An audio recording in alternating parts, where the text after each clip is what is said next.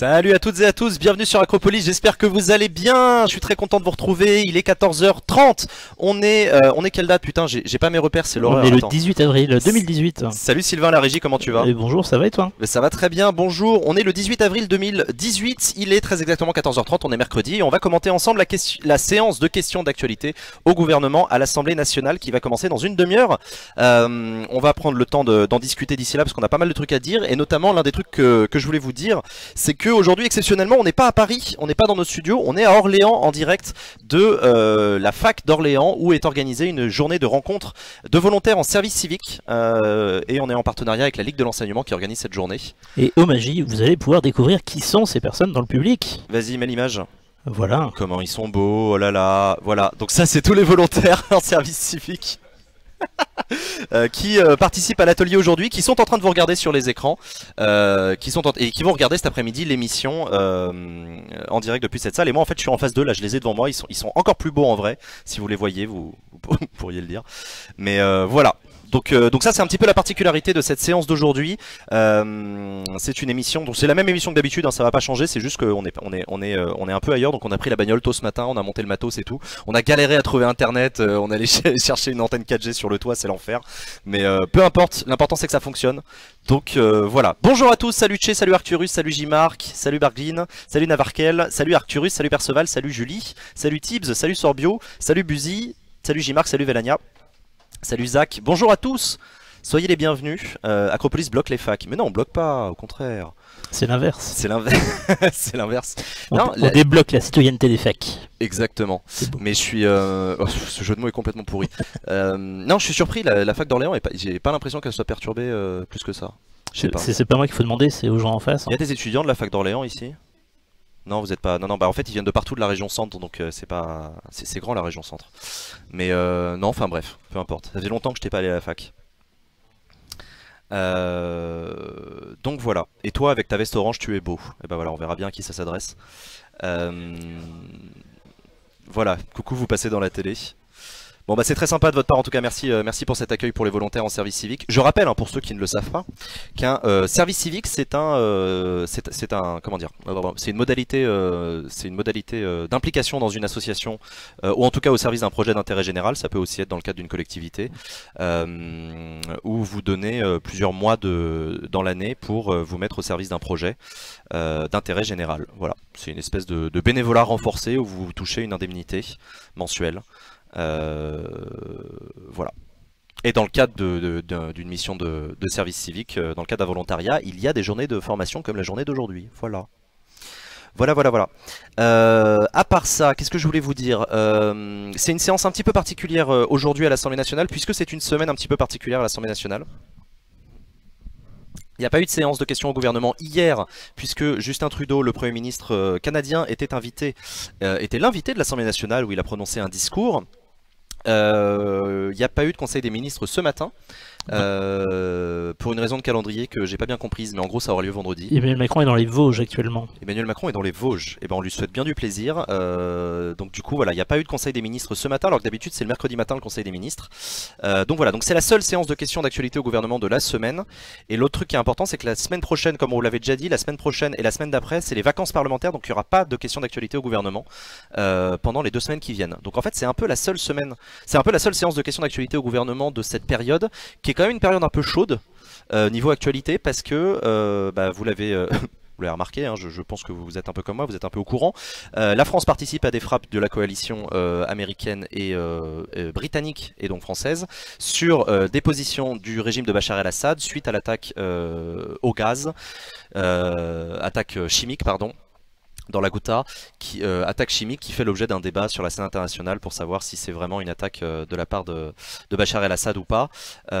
Toujours est-il que le président de la République et le gouvernement ont engagé les forces françaises à l'étranger, certes pas au sol, mais quand même dans des bombardements, et donc il y a eu ce qu'on appelle un débat sans vote à l'Assemblée nationale lundi, puisque dans les 3 jours qui suivent l'entrée en guerre en fait de la France, le début des opérations militaires extérieures. Dans les 3 jours qui suivent, l'article 35 de la Constitution impose au gouvernement d'informer nos représentants, donc l'Assemblée nationale. Et c'est ce qui a été fait lundi. Donc ça, C'est un peu un sujet chaud dans l'actualité. Voilà, nos forces armées participent à des opérations militaires en Syrie. Peut-être qu'on en parlera cet après-midi aux questions au gouvernement. Il y aura peut-être un député qui va poser une question sur ce coup-là. Euh, voilà. Ensuite, l'actualité, elle est quand même pas simple en ce moment parce qu'on est un petit peu au début de ce qu'on appelle un printemps social. Il y a des mouvements sociaux qui sont en train de se mettre en place du côté de la SNCF, des services publics, dans les universités. Il y a aussi ce qui se passe à Notre-Dame-des-Landes, etc. Bref, il y a une contagion un petit peu des contestations au gouvernement qui s'organisent. Il y a un certain nombre d'opposants au gouvernement qui souhaitent voir coaguler toutes ces colères dans un grand mouvement au mois de mai qui referait mai 68, parce qu'en plus on est pile poil 60 ans après mai 68. Mais 50 ans, pardon. Donc, voilà, à mon avis, les sujets d'actualité, ils manquent pas cet après-midi, et les députés, à mon avis, ils vont pas manquer de poser des questions. D'autant que ça, c'est l'actualité du côté mouvement social. Il y a aussi l'actualité côté gouvernement, puisque le gouvernement, lui aussi, il chôme pas. Il y a la loi Asile et Immigration qui a été adoptée en première lecture après d'âpres débats à l'Assemblée nationale. Il y a le pacte ferroviaire qui a été discuté et adopté en première lecture aussi. Il y a la loi Pacte sur les entreprises qui va bientôt arriver en discussion, et il y a aussi la réforme des institutions qui est dans les tuyaux. Donc mine de rien, le gouvernement aussi de son côté, il est un peu chaud sur les réformes en ce moment, donc pas mal de sujets aussi à aborder. Pas mal de sujets à aborder. Vraiment beaucoup de choses dans l'actualité, dans les tuyaux. Donc on verra ça cet après-midi. À mon avis, ça va être une séance assez tendue et surtout assez complète, quoi. La loi Asile et Immigration a été adoptée, mais ils n'ont pas fini les débats. Alors du coup, j'ai un doute sur la loi Asile et Immigration. Non, c'est pas la loi Asile et Immigration, c'est la loi sur la SNCF qui a été adoptée hier. D'accord, et la loi Asile et Immigration est toujours en discussion. Ils viennent de commencer la discussion. J'avais un doute entre les deux. En fait, c'est le pacte ferroviaire qui a été adopté sur la SNCF, ok, qui a été adopté en première lecture. Attention, ça ne veut pas dire que la loi est adoptée. Je rappelle que ça part au Sénat ensuite. Et là, c'est la loi Asile et Immigration dont les débats commencent. Ok, d'accord. J'avais un doute entre les deux. SNCF, la réforme est sur les rails. Voilà, exactement. Très bon jeu de mots, félicitations. C'est exactement ça. Voilà. Si vous avez des questions, c'est le moment. Ça fait quoi d'être dans la seule fac ouverte de France? Non, c'est pas vrai, il y en a d'autres des facs ouvertes. Mais c'est vrai que le mouvement étudiant prend de l'ampleur, hein. Il y a ce qui se passe à Tolbiac, il y a ce qui se passe à Toulouse, à Montpellier. Il y a de plus en plus de facs bloquées. Il y a Strasbourg qui a voté contre le blocage. Ah ouais? Quand ça? Hier. Hier? Comme quoi. Ça bouge quoi, ça bouge dans les facs. Donc là aussi, Frédérique Vidal, la ministre de l'Enseignement supérieur, à mon avis, elle va être invitée à dire un mot cet après-midi aux questions au gouvernement, parce qu'à mon avis, sa parole est très attendue sur ce sujet-là. Il y a Sciences Po qui est bloqué à Paris, ouais, il paraît. T'en penses quoi? Moi j'en pense rien, j'ai pas fait Sciences Po, moi je suis pas ancien étudiant de Sciences Po, donc j'en pense rien. Est-ce que les Républicains sont pour le projet de loi sur la SNCF? J'ai vu qu'ils étaient modérés. Effectivement, j'ai entendu Laurent Wauquiez dire qu'il soutenait la réforme de la SNCF, en tout cas la réforme du statut des cheminots. Non, c'est ça en fait la difficulté, c'est qu'en fait, je me tourne vers Sylvain pour qu'il me confirme des yeux, parce que j'ai un doute. Mais effectivement, du côté de la droite, j'ai entendu des voix dissonantes, c'est-à-dire qu'il y a des gens qui étaient contre la réforme du ferroviaire en disant que ça allait avoir un impact sur les territoires et sur les petites lignes et qui voulaient les maintenir, etc. Et il y a aussi d'autres députés de droite qui disent que sur la réforme du statut des cheminots, ils sont pour. Donc voilà. Mais du coup, ils ont voté pour à l'Assemblée majoritairement. Ils ont majoritairement voté pour, mais il n'y avait pas de consigne de vote du groupe LR. Je sais pas exactement. C'est toujours plus compliqué. Peut-être une liberté de vote. Ce qui arrive assez souvent quand on est un groupe d'opposition. Ça faisait longtemps qu'on n'avait pas regardé Acropolis sur grand écran. Et bah écoute, tant mieux. Tant mieux. Ils ont voté pour les députés LR, ouais. Est-ce que Laurent Wauquiez parle pour le parti? Ah bah Laurent Wauquiez est président du parti Les Républicains. Mais en partant de là, s'il parle pas pour le parti, je vois pas pour qui il parle.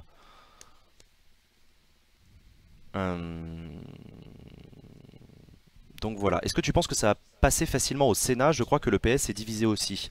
Oh, le PS il pèse pas très lourd au Sénat, on va pas se mentir. Le PS pèse pas très lourd, c'est pas vraiment au PS que les divisions sont les plus dangereuses, c'est plutôt du côté de l'opposition. Est-ce que ça va passer au Sénat? Honnêtement, je n'en sais rien. Le Sénat fait partie de... Vous savez que le Sénat représente les collectivités territoriales, donc on peut supposer que les sénateurs auront une sensibilité particulière au sujet des conditions d'ouverture et de fermeture des petites lignes, ce qu'on appelle les petites lignes de train, les lignes non rentables, enfin appelez ça comme vous voulez. Donc non, bah ça ce sera à voir dans le cadre du débat au Sénat, quoi. Si j'ai bien compris, les députés ont voté pour le blocage de l'Assemblée nationale. Ouais, voilà, c'est exactement ça. Ouais. La droite a fait son rôle d'opposition en disant que la réforme n'allait pas assez loin. Eh bah oui, ça peut être une manière de s'opposer au gouvernement que de dire que ça va pas assez loin. Alors que les insoumis, ils trouvent que la loi elle va trop loin, tu vois comme quoi. C'est pour ça qu'En Marche défend le en même temps. Donc voilà. Donc voilà. Oui, alors l'autre truc que je voulais vous dire aussi, parce que mine de rien, parce que je suis en train de réfléchir un peu à pourquoi est-ce que cette séance est intéressante, et quand on se repose un petit peu dans le calendrier politique, il y a quand même eu un truc important la semaine dernière, c'est que le président de la République a pris la parole 2 fois à l'occasion de 2 interviews, une sur TF1 dans le 13h de Jean-Pierre Pernaut, et l'autre dimanche en partenariat avec BFM TV, RMC et Mediapart, où il a été interviewé pendant plus de 2 heures par Edoui Plenel de Mediapart et Jean-Jacques Bourdin d'RMC.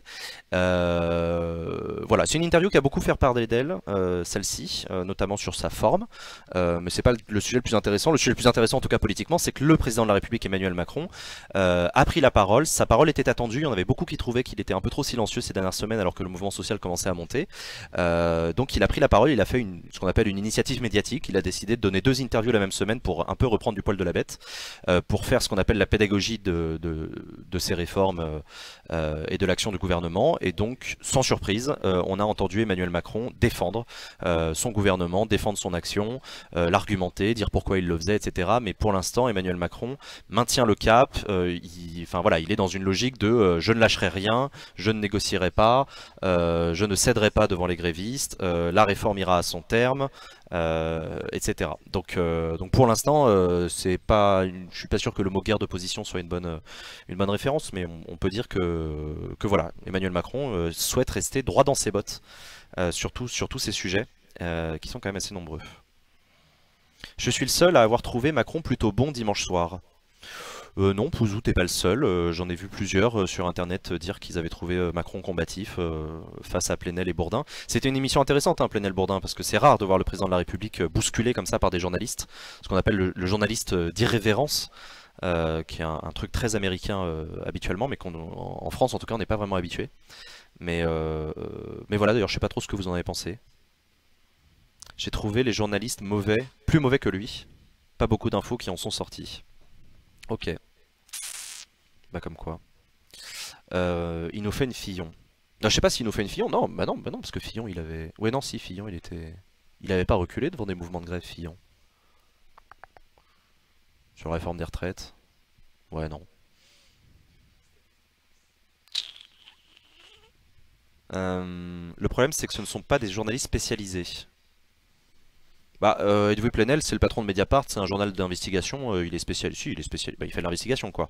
Jean-Jacques Bourdin, c'est une des voix stars d'RMC, c'est un intervieweur politique connu pour son acidité, donc, enfin pour son acidité, ouais pour son côté, je lâche pas le morceau. D'ailleurs, j'ai vu passer un tweet qui disait qu'on allait débriefer l'interview sur Acropolis. Oui, l'interview a été débriefée lundi matin, dans la matinale de Sylvain. Sylvain a débriefé dès le lendemain matin, c'est fou comme il est efficace. Dans le chaud, dans le vif. Juppé avait reculé, oui, Juppé avait reculé. Juppé sur la réforme, notamment en 95. Oui, il avait reculé, ouais. Non mais c'est intéressant, c'est marrant parce qu'on n'est pas encore au premier anniversaire de l'élection d'Emmanuel Macron, hein. Ça va arriver bientôt, mais on arrive dans la période du premier anniversaire d'Emmanuel Macron. Je rappelle qu'il a été élu pour 5 ans, et si vous faites la liste de tout ce qui s'est passé depuis un an, mine de rien, putain, c'est peu dire qu'il a pas chômé, mais ça il l'avait dit d'entrée de jeu, il l'avait dit dans le cadre de sa campagne, le rythme des réformes sera important, et il faut reconnaître que le rythme des réformes, ça chôme pas, c'est le cas de le dire. Depuis septembre dernier, entre les ordonnances travail, ça a commencé sur les chapeaux de roue. Même depuis juillet, il y a eu la réforme pour la confiance dans le... Il y a eu la moralisation effectivement l'été dernier, ça a commencé direct après les législatives, il y a eu plein de trucs, et en fait on a... Mais ça aussi c'est intéressant d'un point de vue politique à analyser sur le rythme des réformes, le rythme imposé par Emmanuel Macron, et la difficulté qu'a l'opposition à coaguler une opposition, parce que à peine t'as le temps d'organiser une manif qu'en fait la loi elle est déjà votée et tu passes déjà au sujet d'après quoi. Donc ça peut être une tactique qui peut permettre d'avancer vite. Je pense par exemple aux ordonnances travail où Emmanuel Macron effectivement n'a pas eu en face de lui un mouvement social très massif à la rentrée dernière. Mais en même temps, à force de multiplier les sujets comme ça, bah, on multiplie les points de tension. Et est-ce qu'on ne risque pas est-ce qu'Emmanuel Macron ne risque pas de coaguler des colères dans un grand mouvement de rejet? C'est un peu tout le sujet de ce printemps 2018 quoi. Et c'est ça qui est cool. On a déjà fait une manif anniversaire des 1 an de Macron, un peu en avance. Ah bon? Oui d'ailleurs bah, c'est ce que comment il s'appelle François Ruffin a fait. Il a invité le 5 mai à une grande manifestation nationale qu'il a appelée la fête à Macron pour célébrer à sa manière le premier anniversaire de l'élection d'Emmanuel Macron dans un grand mouvement de manifestation et d'opposition à la parole du gouvernement. Donc voilà. Donc voilà, voilà. Il est 14h46, il nous reste un quart d'heure avant de commencer l'émission. Donc si vous avez des questions sur les sujets d'actualité, si vous avez des remarques sur ce que vous attendez de la séance de cet après-midi, dans les questions d'actualité au gouvernement, c'est le moment. N'hésitez pas.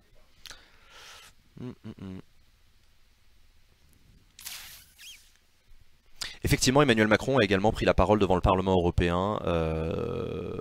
C'était une prise de parole qui était assez attendue, même si Emmanuel Macron n'a rien dit de nouveau par rapport à ce qu'il avait déjà annoncé sur son ambition européenne. Donc il n'y a pas vraiment pas de nouveauté sous le soleil.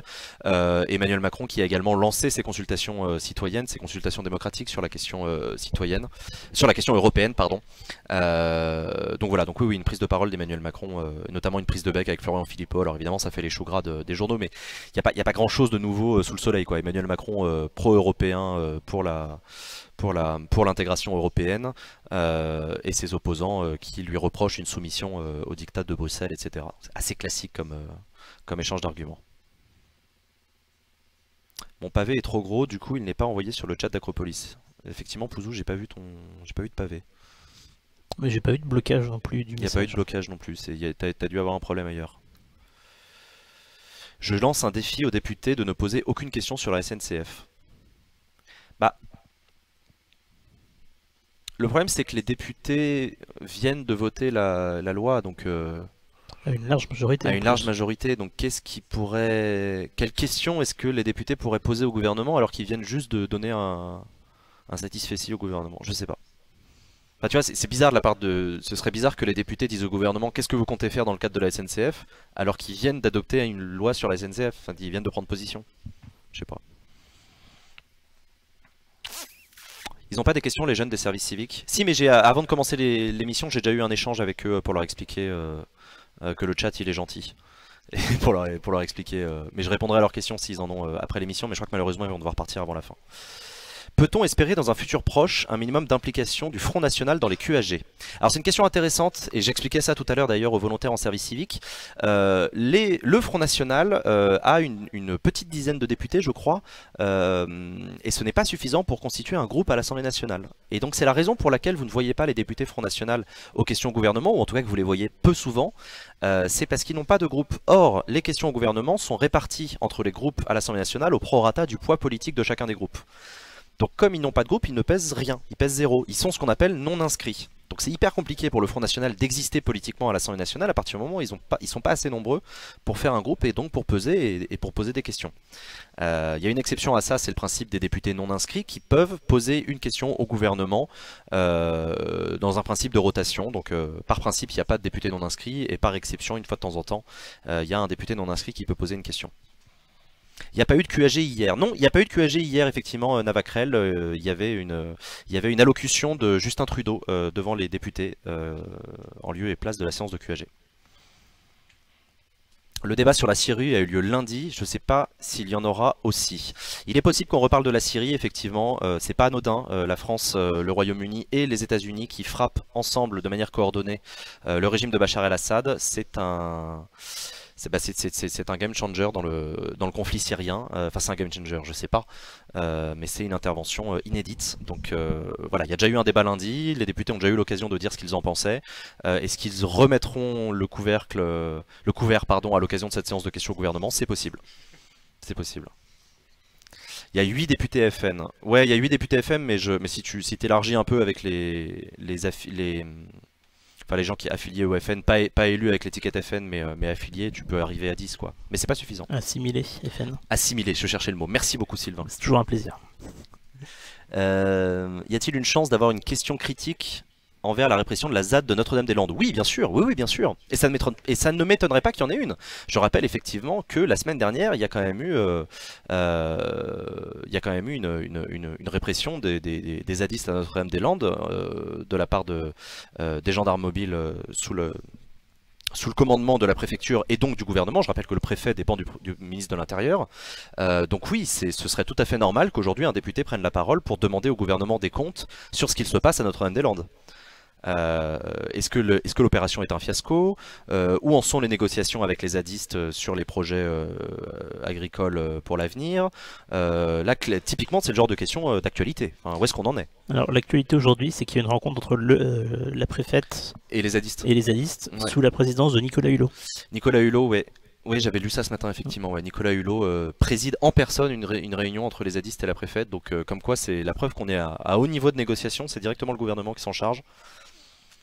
Donc voilà. Pourquoi vous n'avez pas commenté l'intervention de Justin Trudeau? Parce qu'on a été débordé de travail. Désolé, Mojo.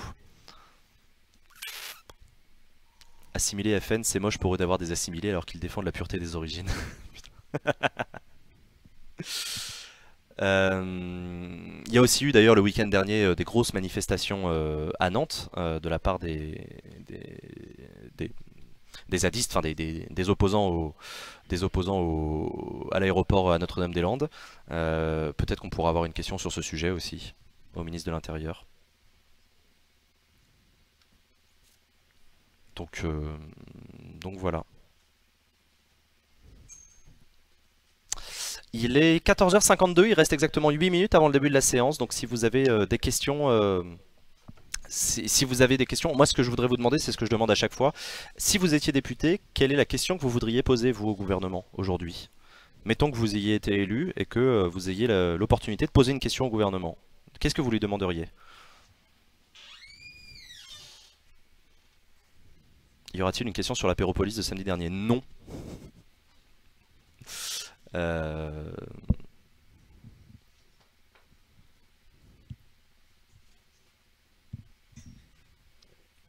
Hop là. Et qu'est-ce que vous avez pensé d'ailleurs de l'évacuation de Notre-Dame-des-Landes, enfin de la tentative d'évacuation, parce que c'est quand même un peu compliqué. Je crois qu'aujourd'hui il y a à peu près 3000 zadistes sur place, enfin zadistes, c'est-à-dire soutien de la cause, et 2500 gendarmes mobiles déployés dans la zone, donc c'est difficile de dire que l'évacuation a été faite, quoi. Elle n'a pas été faite d'ailleurs. Et en plus, donc du coup, les gendarmes, vous l'avez probablement vu, hein, ils ont détruit une partie des installations qui avaient été faites par les zadistes. Donc voilà, ça soulève plein de questions sur les modalités d'action, sur est-ce que c'était un coup de force du gouvernement, est-ce qu'ils ont essayé de passer en force et qu'ils n'ont pas réussi. Je pense que c'est un sujet compliqué. Je suis assez d'accord. Oui.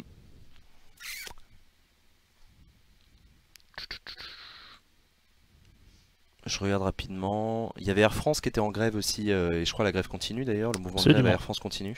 Absolument. Donc ça aussi, ça peut être l'occasion d'une question au gouvernement. Si j'étais député, j'écrirais mes discours en vers et en musique, et le jour du conseil, on irait pique-nique. On irait en pique-nique et on ferait des trucs marrants si j'étais député. Quel poète. Une question à Mme Buzyn pour lui demander de justifier sa position sur l'homéopathie face au mouvement. Question de Martrin.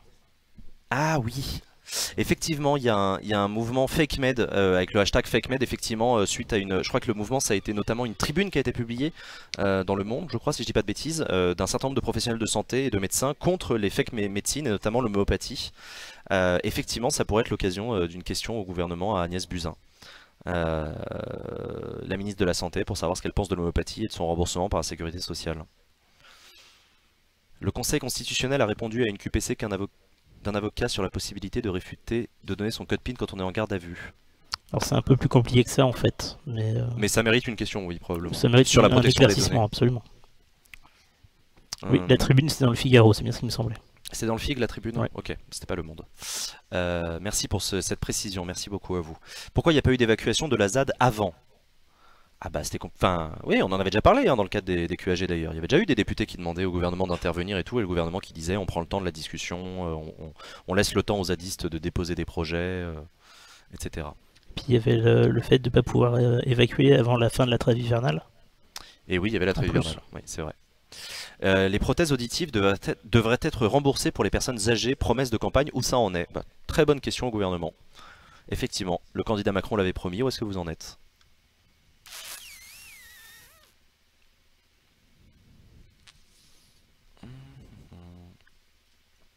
Est-ce que 33 millions d'euros étaient nécessaires pour évacuer des pseudo-occupants illégaux qui cherchent juste à vivre autrement que dans les structures actuelles? Ça a coûté 33 millions d'euros l'évacuation de la ZAD? Je sais que c'est très cher, hein, j'ai vu des chiffres, on parle de 300 000 euros par jour. C'est possible, je sais pas d'où sort ce chiffre de 33 millions, mais...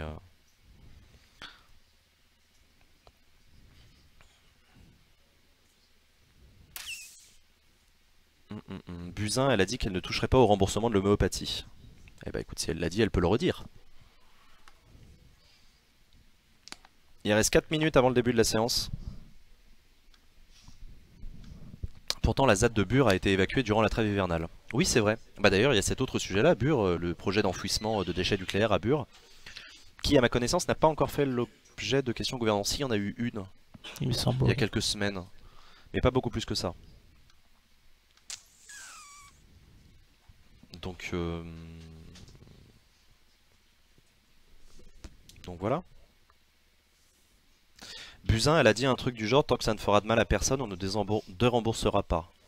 D'accord. Ça aussi c'est un sujet compliqué, le remboursement des soins, et notamment des médicaments homéopathiques. Mais ça peut faire l'objet d'une question au gouvernement, ouais, clairement. Ouais. Ce serait intéressant que la ministre de la Santé explique sa position.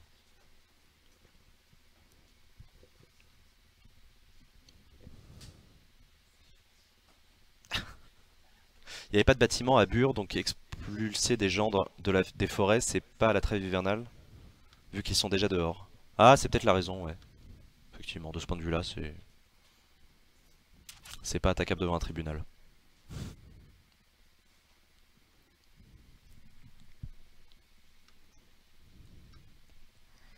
Euh...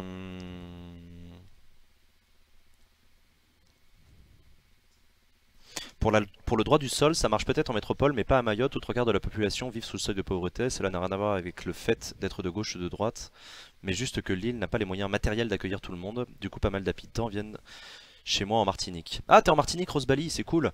Effectivement, il y a le sujet de Mayotte qui a beaucoup été évoqué pendant le mois de janvier et de février. Février-mars plutôt. Et je crois d'ailleurs que si je fouille dans ma mémoire, je crois qu'il y avait une rencontre qui était prévue prochainement entre le gouvernement français et le gouvernement des Comores. Les îles des Comores qui sont à côté de Mayotte, là d'où viennent la plupart des migrants à Mayotte.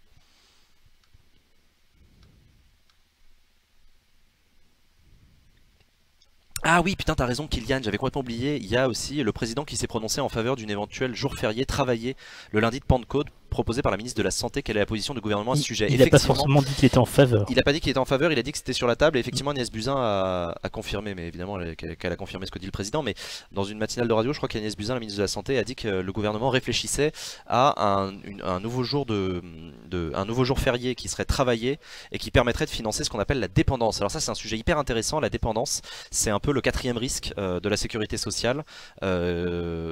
Après l'accident du travail, la santé, la vieillesse, c'est la dépendance. Ce sont toutes les personnes qui, en raison des maladies chroniques notamment, surtout les personnes âgées en fait, deviennent dépendantes et il y a un besoin de finance. Enfin, il y a des réflexions depuis longtemps sur le financement par la solidarité nationale de la prise en charge de la dépendance, qui est un vrai gros sujet. Et comment est-ce qu'on fait pour financer la dépendance? Ça coûterait un bras, il y a des réflexions et Agnès Buzyn a l'air de pencher en faveur d'un jour férié travaillé. Et ce serait la 5e branche de la Sécu, pas la 4e. J'en ai oublié une du coup. Je me suis dit, mais oui, parce qu'il y a maladie, retraite, accident du travail. Là tu fais le mariole, mais... Non, moi je cite le chat.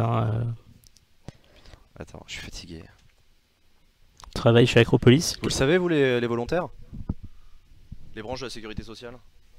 Non? Putain, mais c'est pas possible. Ouais, il y a la branche homéopathie, ouais, voilà, c'est ça. 5e risque. Mais non, mais attends, je suis pas fou. Risque vieillesse, risque maladie. Ah, chômage, chômage. Putain, chômage. Assurance chômage, assurance maladie, assurance retraite et accident du travail. Putain, personne parle du chômage alors que normalement vous êtes tous chômeurs, vous devriez le savoir, putain. Merci, merci, merci Perceval, mais c'est trop tard. C'est le délai avec Nantes. Bon, puisqu'on est au fond du gouffre, on passe au générique. T'as une image? Ouais.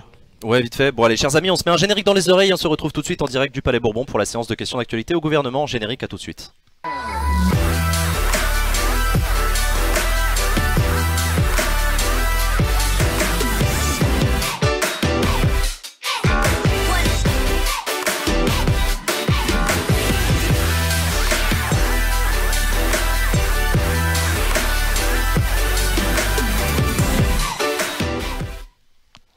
Et bonjour à toutes celles et à tous ceux qui nous rejoignent sur Acropolis, il est 15 h, on est le mercredi 18 avril 2018. C'est parti pour la séance de questions d'actualité au gouvernement.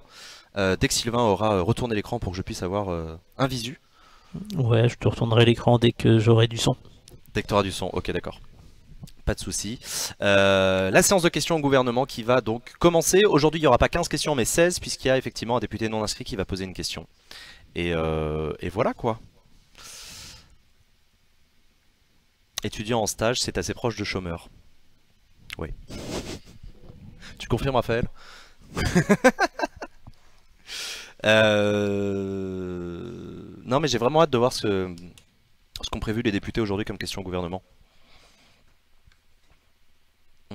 Je suis étudiante en vacances, galère à mon appart grâce à ces grèves. Ah mais attends, c'est les vacances en ce moment pour Alors, est-ce que c'est une vacance en fonction des zones ou c'est pour toute la France? La séance est ouverte. Allez, la séance est ouverte. Le président François de Rugy qui ouvre la séance de questions au gouvernement. L'ordre du jour appelle les questions au gouvernement.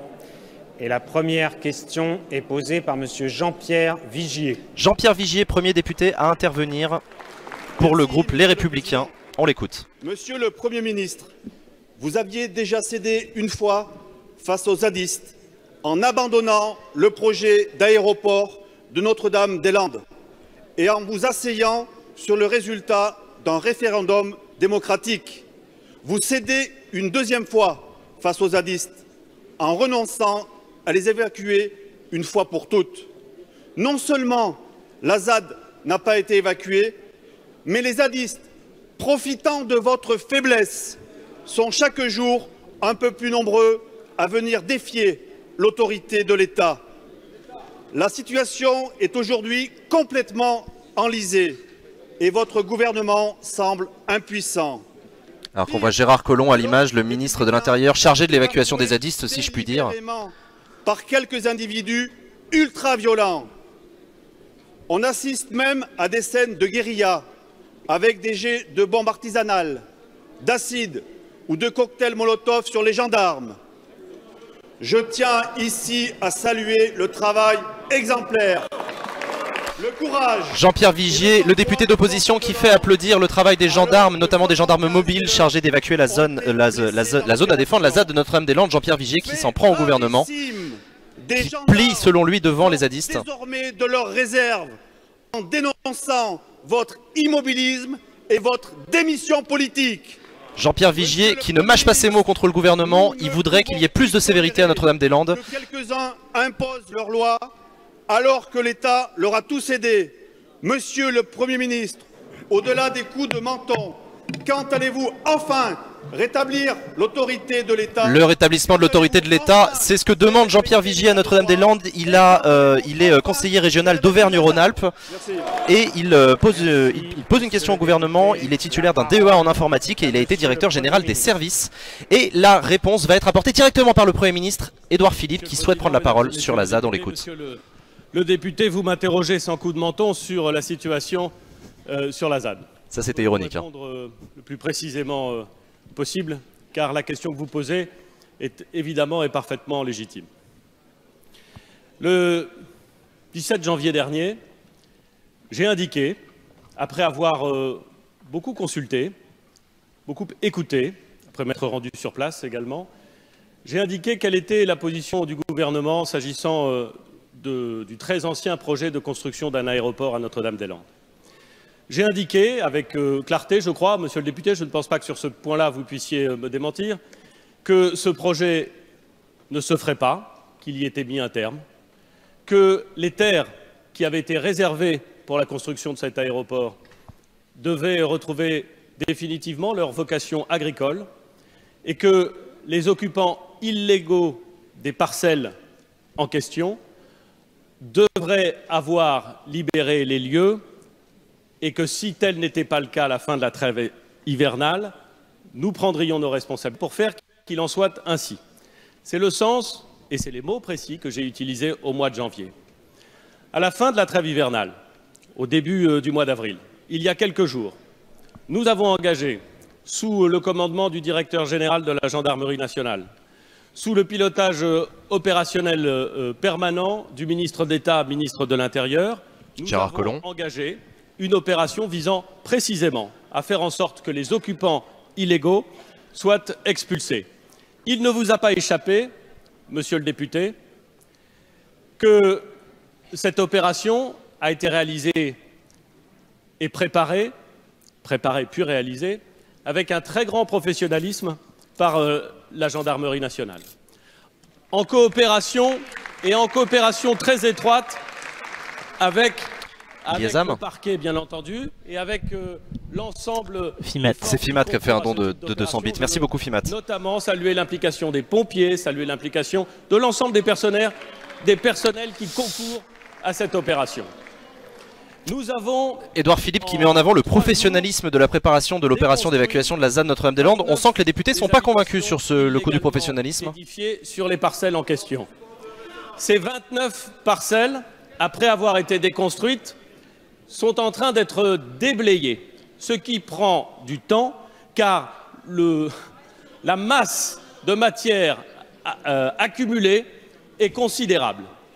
Ce déblaiement, monsieur le député, est indispensable si l'on veut que les terrains puissent reprendre à terme leur vocation agricole. Nous avons indiqué, après avoir libéré l'ensemble et expulsé l'ensemble des occupants à l'est de la voie numéro 80, de la route numéro 80, nous avons indiqué que ceux des occupants illégaux qui, pensant peut-être que l'État agirait comme il avait si longtemps agi, monsieur le député, c'est-à-dire qu'il ne respecterait pas les engagements qu'il prenait. Nous avons indiqué... Ça, c'est assez fin de la part du Premier ministre quand il dit que l'État aurait pu agir comme il l'a longtemps fait. Il critique en sous-main le député Les Républicains en lui rappelant qu'il a été aux responsabilités entre 2007 et 2012. Donc c'est pas le moment de venir donner des leçons au gouvernement. S'il voulait évacuer la ZAD Notre-Dame-des-Landes, il avait tout le temps de le faire à l'époque où ils étaient au gouvernement. Aux caisses de sécurité sociale, en l'occurrence la MSA, s'ils veulent avoir un projet individuel. Mais monsieur Jacob, laissez-moi répondre. Écoutez. Édouard Philippe qui est interrompu par Christian Jacob, le président du groupe Les Républicains. Jacob, mais pas la réponse. Eh ben, je vais prendre mon temps pour vous répondre. Et vous verrez, ça se passera. Je rappelle qu'Édouard Philippe est Premier ministre et que donc, exceptionnellement, il est le seul à ne pas avoir de temps de parole limité. Il peut parler autant de temps qu'il veut, il n'est pas limité à 2 minutes. Vous voyez à l'image Christian Jacob, qui n'a pas l'air content de la longueur de la réponse d'Édouard Philippe. Ceux illégaux qui veulent rentrer dans le droit ont peu de temps pour le faire. Peu de temps pour le faire. Et que s'ils choisissent de ne pas le faire, alors ils prendront leurs responsabilités, car, entendez-moi bien, nous procéderons exactement comme j'ai indiqué au mois de janvier, les occupants illégaux quitteront les lieux, car force doit rester à la loi, et j'y tiens, monsieur le député, autant que vous. C'est compliqué pour Édouard Philippe, hein, ce jeu d'équilibriste. En gros, il demande du temps en disant laissez-nous le temps de bien faire les choses et je donne un délai aux zadistes. Je les invite à saisir cette perche. La ministre des Affaires européennes. Hier à Strasbourg, le président de la République a tenu son premier discours devant le Parlement européen. Un discours engagé qui, après ceux d'Athènes et de la Sorbonne, marque le retour de la France en Europe après des années d'immobilisme. Et devant l'hémicycle, le président s'est prêté à un exercice qui fait l'honneur à la démocratie. Il a écouté, lui, les députés, et répondu... Sabine Thieley, elle a prononcé Strasbourg, effectivement, je précise qu'elle est franco-allemande. Donc tout un symbole quand on parle d'Europe, et qu'elle est présidente de la Commission des Affaires européennes à l'Assemblée nationale. Donc c'est pas du tout anodin que ce soit elle qui pose la question suite au discours d'Emmanuel Macron à Strasbourg. mais à tous les niveaux. Et Madame la Ministre, vous avez aussi officialisé hier avec le Président le lancement des consultations citoyennes pour l'Europe. Tous les États membres ont répondu présents à cette initiative et je vous en félicite. Mais l'autre défi, c'est de donner à l'Union européenne les moyens d'agir, de bâtir cette souveraineté réinventée pour une Europe qui protège. Défense, sécurité intérieure et extérieure, changement climatique, migration, politique économique et commerciale numérique. Les défis sont nombreux et supposent de nouveaux moyens. La Commission européenne présentera le 2 mai prochain ses premières propositions concernant le futur cadre financier pluriannuel 2021-2027. Madame la Ministre, quelles seront les propositions de Et c'est donc Sabine Thieley qui pose la question Europe de la journée. Effectivement, je le rappelle, elle est présidente de la Commission des Affaires européennes à l'Assemblée nationale, la députée En Marche, qui est gérante d'une société de conseil en communication et signalisation. Et elle est par ailleurs chargée de cours en allemand à la fac de Tours. Monsieur le Président, Mesdames et Messieurs... Et c'est Nathalie Loiseau, la ministre des Affaires européennes, qui lui répond. Ministre de l'Europe. Le discours du Président de la République hier au Parlement européen était attendu. Il était attendu parce que la voix de la France compte. Il a été très écouté, preuve que la France est de retour en Europe. La France est de retour en Europe avec Emmanuel Macron. C'est l'argument matraqué par En Marche depuis plusieurs jours. S'est tenue la première consultation citoyenne sur l'Europe. Les Français étaient nombreux et ils ont fait la démonstration qu'ils avaient beaucoup à dire sur l'Europe. Vous avez résumé les nouveaux enjeux qui se présentent à l'Union européenne, qu'il s'agisse de la défense, de la sécurité, de la gestion des migrations. Vous avez raison, mais je ne voudrais pas que l'on passe sous silence des politiques européennes qui touchent au cœur de nos territoires, que ce soit la politique agricole commune ou la politique de cohésion. Nous devons travailler à financer l'ensemble de ces politiques européennes dans un contexte particulier, celui du Brexit.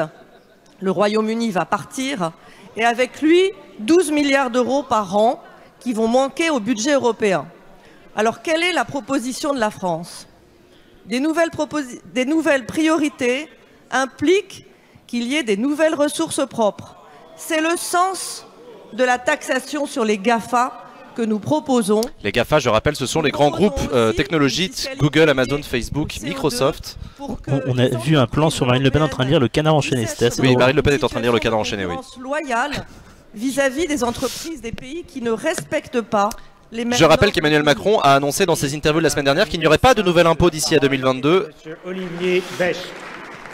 Mais rien à voir, en tout cas Nathalie Loiseau, donc, qui a fait écho au discours d'Emmanuel Macron à Strasbourg. Premier ministre, Olivier Becht. le président de la République, on vient de le dire, s'exprimait hier pour la première fois devant le Parlement européen de Strasbourg pour donner sa vision de l'avenir de l'Europe. Le fort engagement européen exprimé et le volontarisme des propositions pour réformer l'Europe méritent d'être salués, et ce d'autant qu'ils s'inscrivent pleinement dans la ligne politique humaniste et européenne de notre groupe. Nous nous retrouvons notamment dans l'idée d'une souveraineté européenne dans les domaines de la sécurité intérieure et extérieure, d'une économie protectrice des travailleurs et des consommateurs, du climat et de l'énergie, de la santé, de l'alimentation et enfin du numérique. Oui, nous avons besoin de cette Europe. Toutefois, dans un contexte difficile de montée des populismes au sein de l'Union, mais aussi de tensions extérieures avec la périphérie, notamment la Russie et la Turquie, il est urgent d'agir. Nous ne pouvons aujourd'hui nous contenter simplement d'ouvrir le débat. Si l'on veut éviter la déconstruction de l'Europe, le retour des démons du passé et des conflits armés qui les accompagnent, Les démons du passé, c'est le fascisme, évidemment, dans la bouche d'Olivier Becht, le député du groupe UDI Agir indépendant, qui est élu du Haut-Rhin. Il a été maire de Rixiem de 2008 à 2017. Il est magistrat administratif. Il est professeur des universités également. Il a fait Sciences Po Strasbourg. Et il a un DEA de finances publiques et fiscalité. Et il porte la parole du groupe UDI Agir indépendant, qui est un groupe minoritaire, d'opposition certes, mais qui, en tout cas sur l'aspiration européenne, est plutôt du côté d'Emmanuel Macron. C'est ce qu'a dit Olivier Becht au début de sa question. Vous envisagez pour aboutir rapidement à des propositions concrètes de réforme de l'Europe que la France puisse proposer à ses partenaires? Voilà, le message d'Olivier Becht, c'est on est d'accord avec l'ambition du président de la République pour l'Europe, mais il ne s'agit pas simplement d'ouvrir le débat, il faut agir. C'est ce qu'il a dit, et c'est à nouveau du coup Nathalie Loiseau qui va pouvoir compléter sa réponse de tout à l'heure et peut-être nous en dire plus sur ce qu'elle compte défendre. Mesdames et messieurs les députés, monsieur le député Olivier Becht, le débat d'hier à Strasbourg était dense, il était intense, il était riche. Le message que le président de la République est venu porter était celui d'une urgence à agir en Europe. Pourquoi? Parce que, vous l'avez dit, l'Europe est mise au défi. Le monde est plus dangereux, plus instable. Le protectionnisme est de retour. Le changement climatique, la transition numérique exigent une réponse européenne. Mais l'urgence, c'est aussi de répondre aux doutes, aux interrogations, aux insatisfactions qui sont manifestés par une partie des peuples européens par rapport au projet européen. Les élections en Italie sont venues nous rappeler que pour une partie des Européens, l'Europe n'avait pas été assez présente au moment où ils avaient besoin d'elle. L'Europe pas assez présente, c'est la lecture politique que fait Nathalie Loiseau des élections italiennes qui ont vu une percée notamment de la Ligue du Nord et des partis d'extrême droite eurosceptiques. Qu'il s'agisse de la réforme du régime des travailleurs détachés, qu'il s'agisse du début de l'Europe de la défense, ou qu'il s'agisse des mécanismes de défense commerciale qui sont renforcés. Face à Washington, face à Moscou, face à Ankara... C'est difficile de dire... vous voyez Jean-Luc Mélenchon qui réagit quand elle dit face à Washington, alors que la France vient de faire des frappes avec Washington, c'est quand même... Nous voulons réformer l'Europe pour les citoyens. C'est chaud à tenir comme position.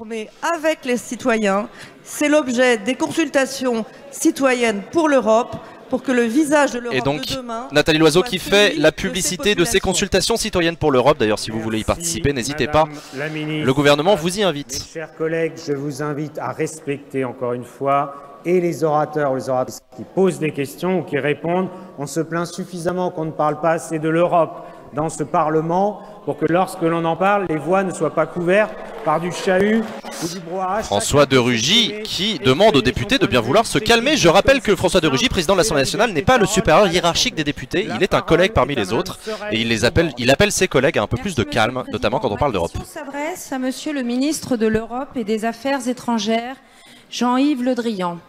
L'histoire que je vais vous conter est celle de l'ophtalmo devenu aveugle aux aspirations et aux souffrances de son peuple. En 2001, le président Chirac décorait Bachar al-Assad de la Grand Croix de la Légion d'honneur, assortie de la prescription suivante. La Syrie est une terre d'avenir, forte d'un peuple jeune. Et c'est pour répondre aux aspirations de cette jeunesse que vous souhaitiez engager votre pays dans un processus arabe. Il s'enfonce dans une erreur de diagnostic et s'obstine à appliquer de mauvais traitements. On a un léger bug. Sous la chape de plomb de la répression, sous les bombardements aveugles et sous un nuage de gaz sarin, il noircit le destin de son pays. En outre, il trahit la confiance de la France et ternit l'éclat de la Légion d'honneur. Le président de la République avertissait en 2001 réprouver le cycle délétère des affrontements et des représailles qui ne peut qu'élever dans les cœurs un mur d'incompréhension et de haine. En conséquence, 17 ans plus tard, le président de la République, Emmanuel Macron, décide d'engager la procédure de retrait de cette distinction. Monsieur le ministre, Quelle est à vos yeux la portée de cette décision de retrait dans le concert des nations?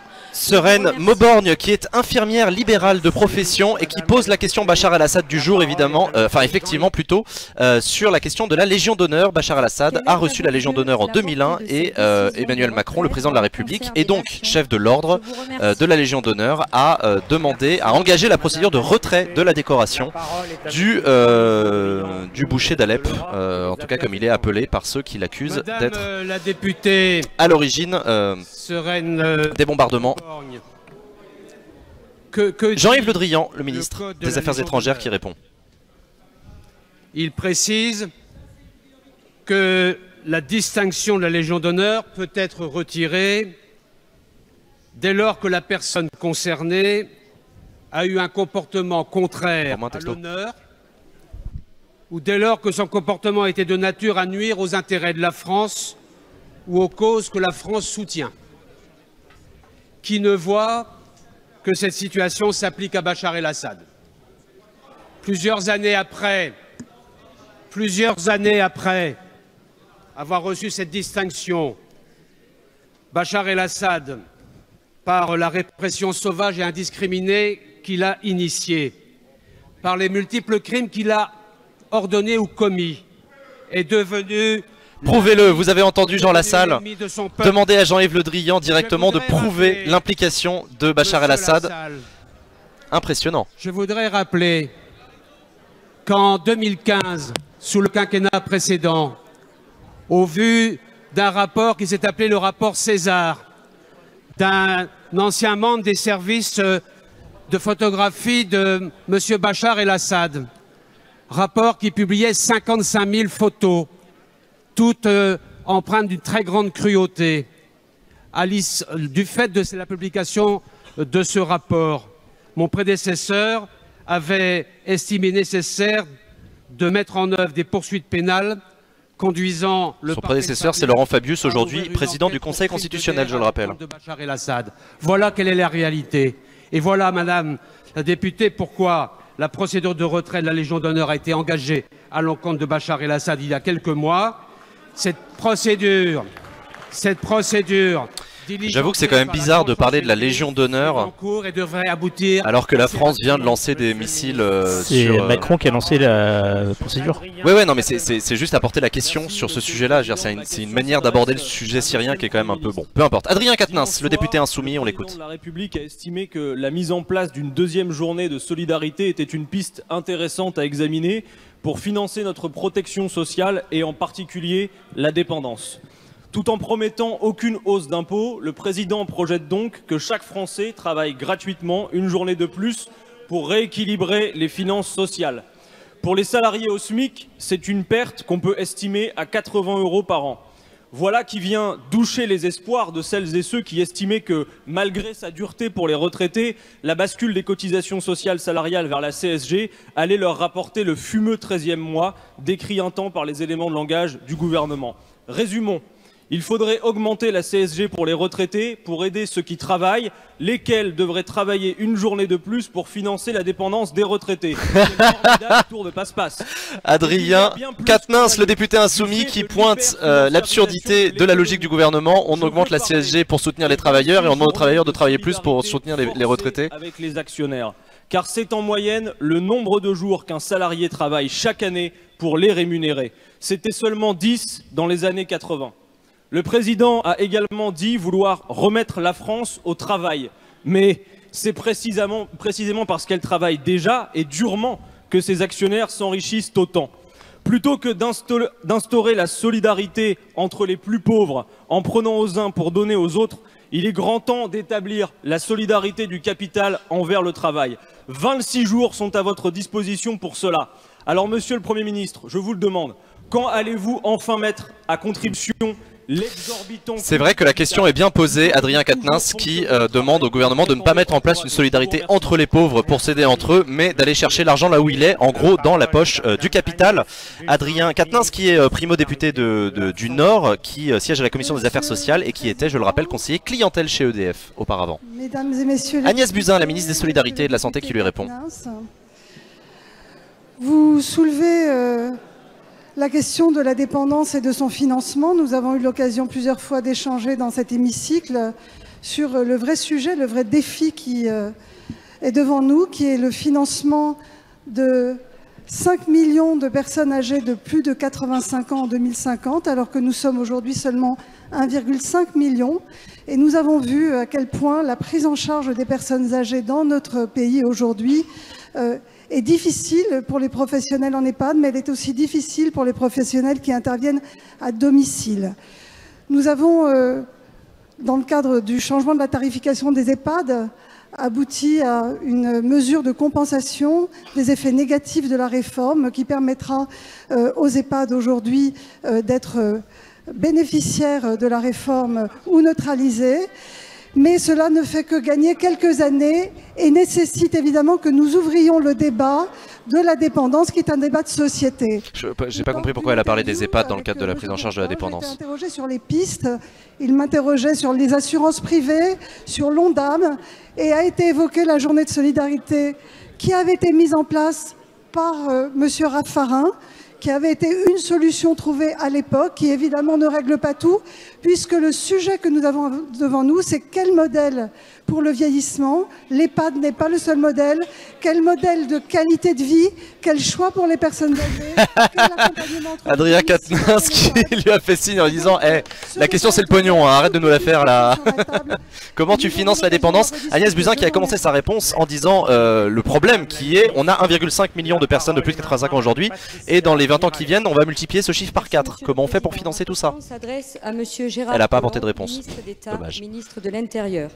Je souhaite y associer mes collègues de Montpellier, Nicolas Desmoulins et Patrick Vignal. Monsieur le ministre, voilà quasiment 2 mois que la ville de Montpellier est sous tension.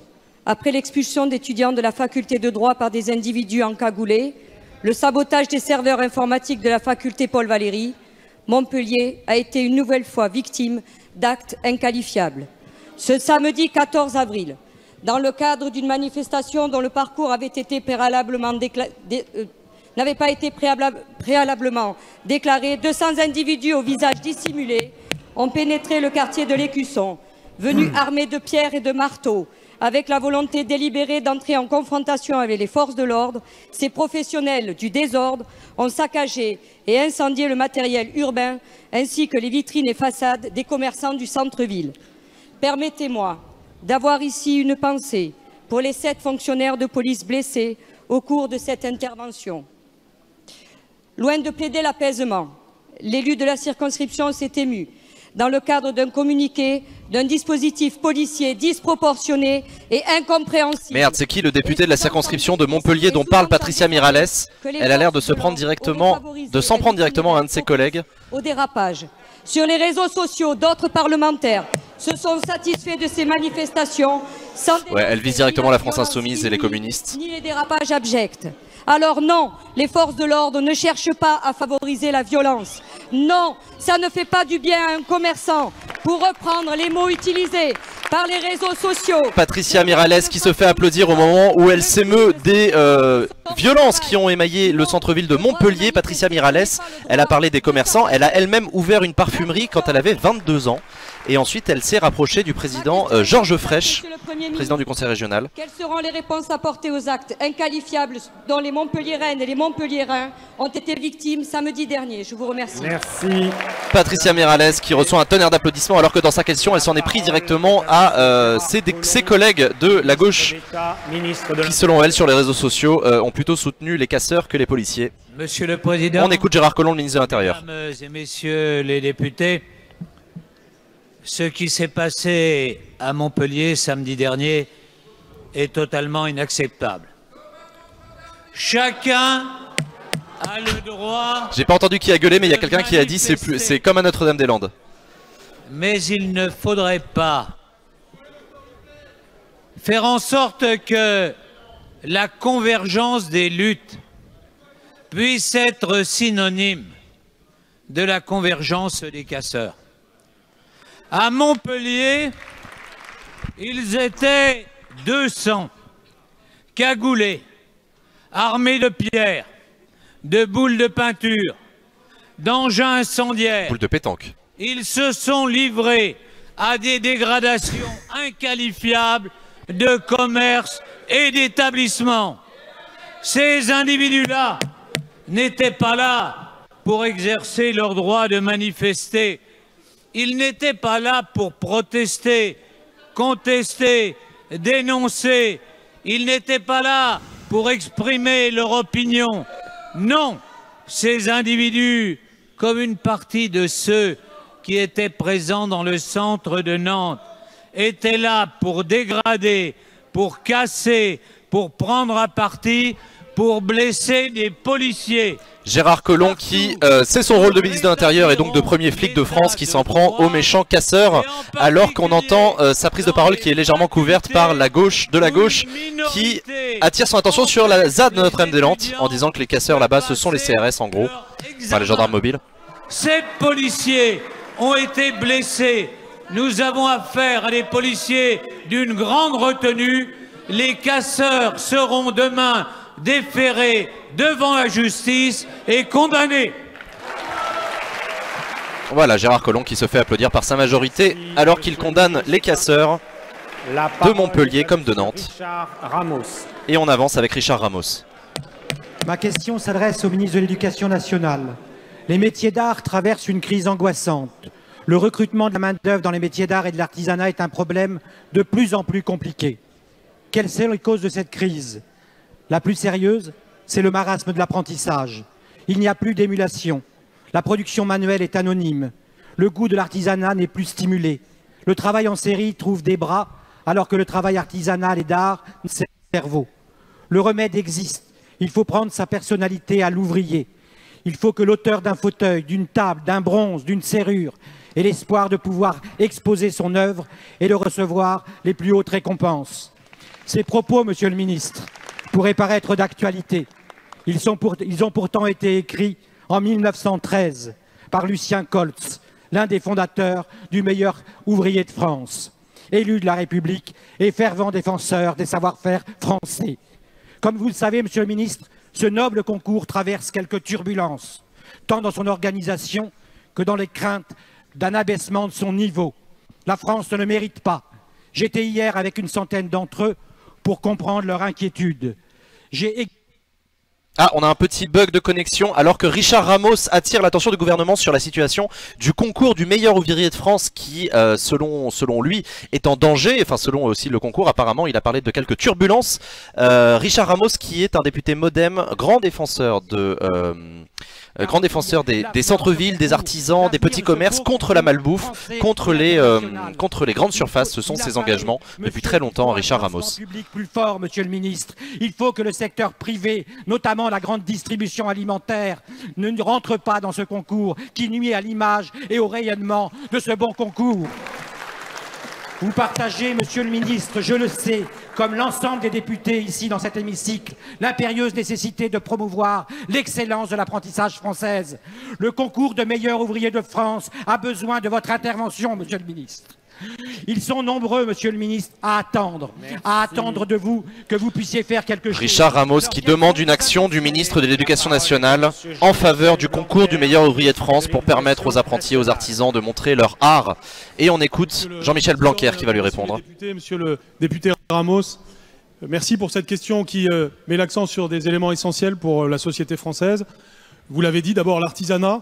Hier, nous étions avec Muriel Pénicaud aux rencontres organisées par les chambres des métiers et de l'artisanat, justement, autour de l'enjeu essentiel de l'apprentissage.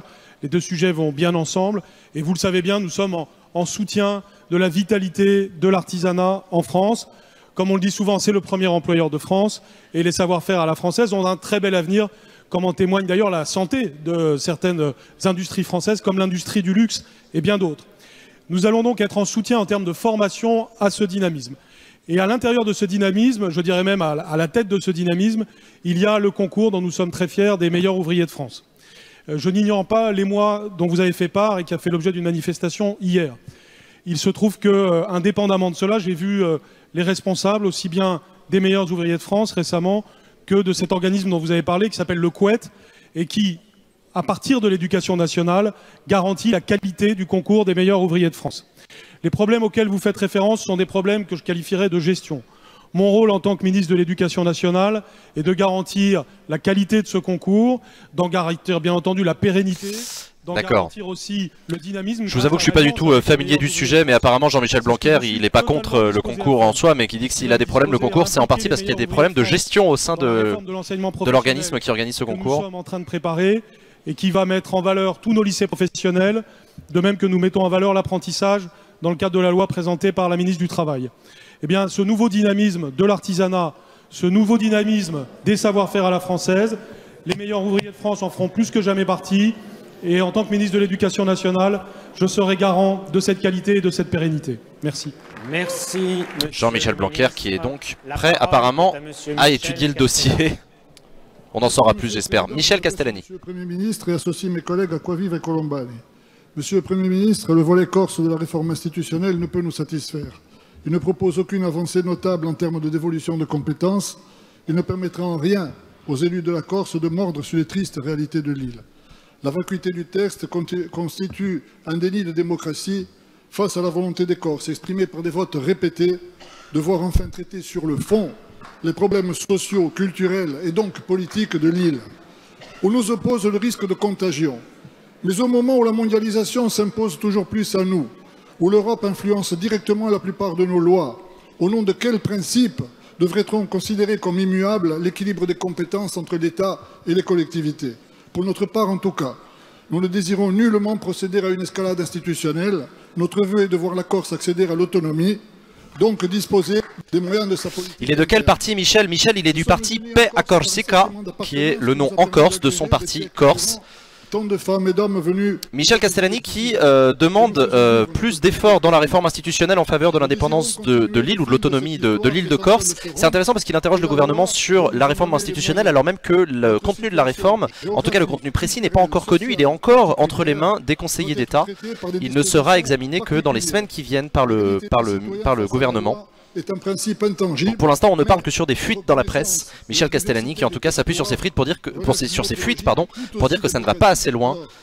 Je vous demande donc, Monsieur le Premier ministre, à vous, votre gouvernement, votre majorité, tous les groupes de cette Assemblée, de procéder aux amendements indispensables et de faire avancer la loi dans le sens attendu par une large majorité de Corses. Là est le véritable esprit de la démocratie. Je vous remercie.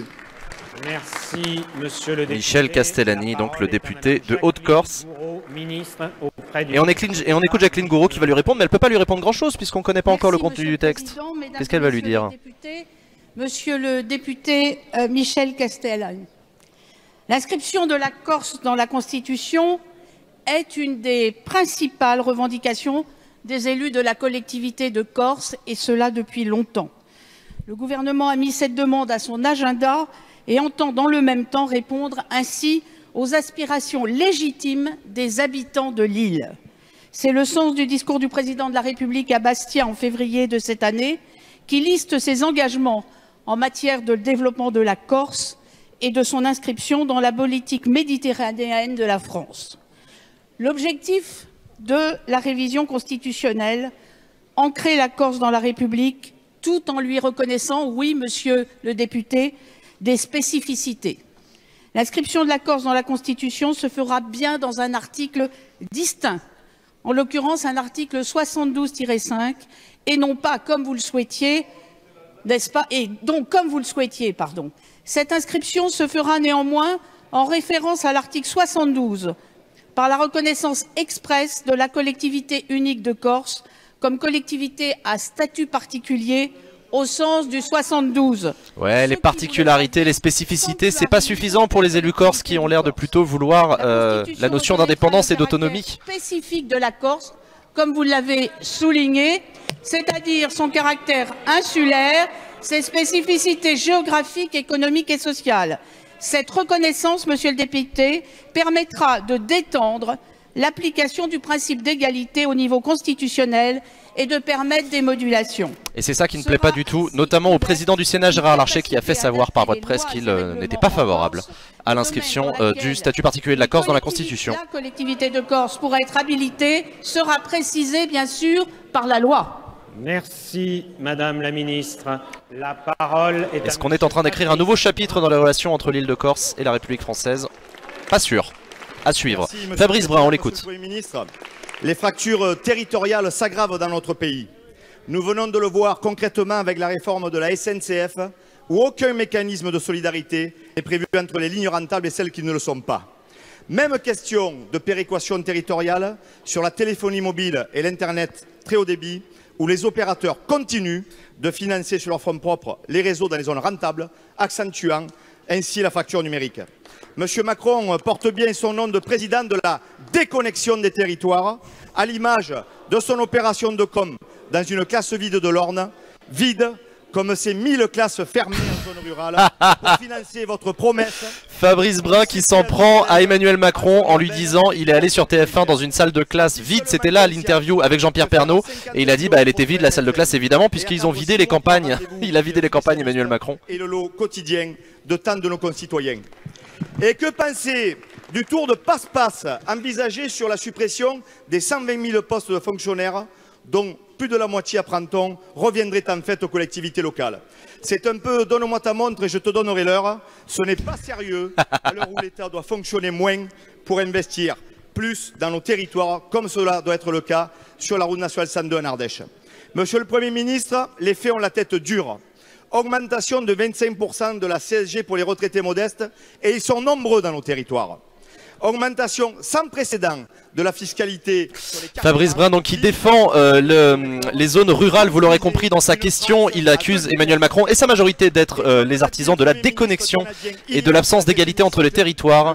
Il s'en prend à l'augmentation de la CSG, il a voté contre la loi sur le ferroviaire. Les Français sur le terrain l'ont appris à leurs dépens. Alors, Monsieur le Premier ministre, allez-vous enfin prendre la mesure des difficultés comme des atouts de la France des territoires? La France des territoires défendue par Fabrice Brun, l'ancien viticulteur. Je suis pas sûr qu'il était viticulteur, en tout cas il a bossé dans le domaine viticole, il était chef d'entreprise. Secrétaire d'État aux relations. Et il a été directeur départemental de la FDSEA. Christophe Castaner qui lui répond.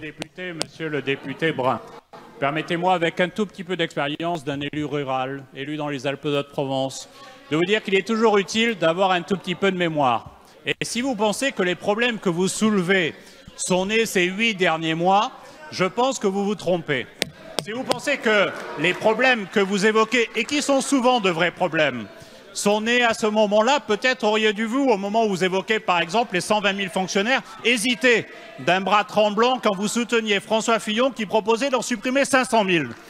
Et voilà, Gringan, comme tu le dis dans le chat, Christophe Castaner souligne le fait que les députés les Républicains défendent la France des territoires, mais quand c'était François Fillon qui était candidat, il proposait de supprimer davantage de postes. C'est assez classique, hein, cet échange d'argumentation entre La République En Marche et les Républicains. Christophe Castaner, qui est d'ailleurs le secrétaire général du mouvement La République En Marche. Jusqu'à présent, c'était la... Monsieur le député, prenez le temps d'écouter avec patience et vous pourriez même peut-être apprendre quelques éléments. Et vous remarquerez que chaque semaine, vous nous aviez habitués à évoquer la baisse des dotations de l'État. Mais je crois que vous avez progressé. Et si vous ne l'avez pas évoqué, c'est parce que depuis 15 jours, les collectivités locales ont reçu les notifications de l'engagement de l'État. Et au niveau national, chacun sait qu'elles ont globalement augmenté de 300 millions d'euros.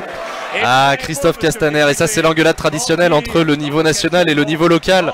Christophe Castaner qui défend l'augmentation des dotations globales aux collectivités, alors que tous les élus locaux, ou en tout cas ceux qui défendent les territoires dans l'hémicycle, s'en prennent à Christophe Castaner en disant vous vous foutez de notre gueule, ça baisse, il y a de moins en moins de crédits, on a de plus en plus de mal à mener des politiques sur les territoires. La fracture numérique, là aussi, si vous pensez que les zones grises et blanches et que la fracture numérique est née ces derniers mois, vous vous trompez.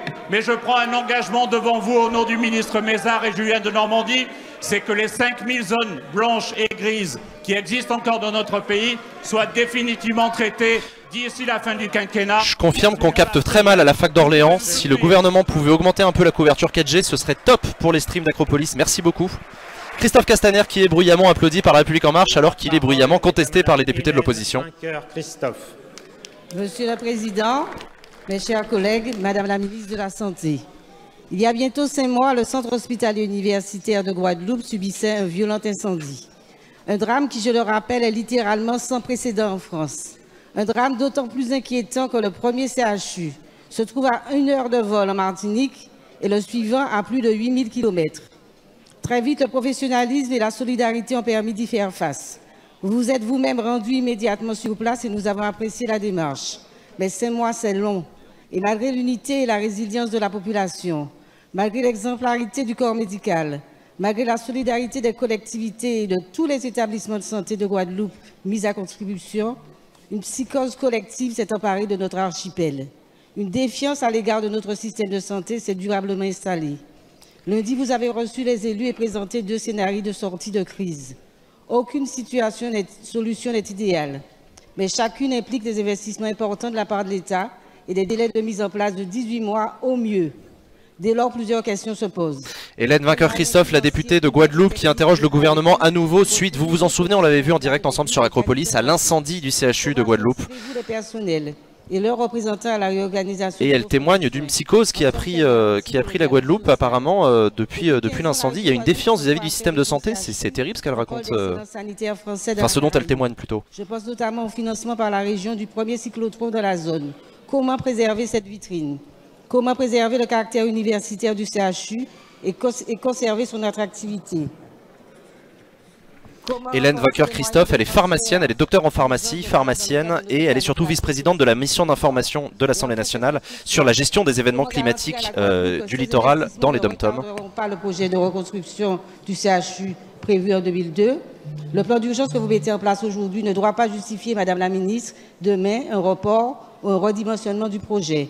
En d'autres termes, répondez aux peurs et rétablissez la confiance. Merci Madame la députée. Répondez aux peurs et rétablissez la confiance, c'est la demande de la députée de Guadeloupe à Agnès Buzyn. On l'écoute. Monsieur le Président, Mesdames et Messieurs les députés... C'est marrant parce que c'est une députée qui a soutenu Olivier Faure pendant le congrès du Parti Socialiste à Aubervilliers, mais qui a voté pour la confiance au gouvernement d'Édouard Philippe. C'est une socialiste dans la majorité En Marche. Une qualité d'offre de soins, une priorité. Je me suis rendue sur place et nous avons eu une réunion avec l'ensemble des élus de Guadeloupe, avec Madame la ministre des Outre-mer lundi, pour discuter des possibilités techniques concernant la réintégration au sein du CHU ou sa remise à niveau ou un déploiement de l'offre de soins dans différents sites de façon à assurer une bonne qualité de vie des personnels.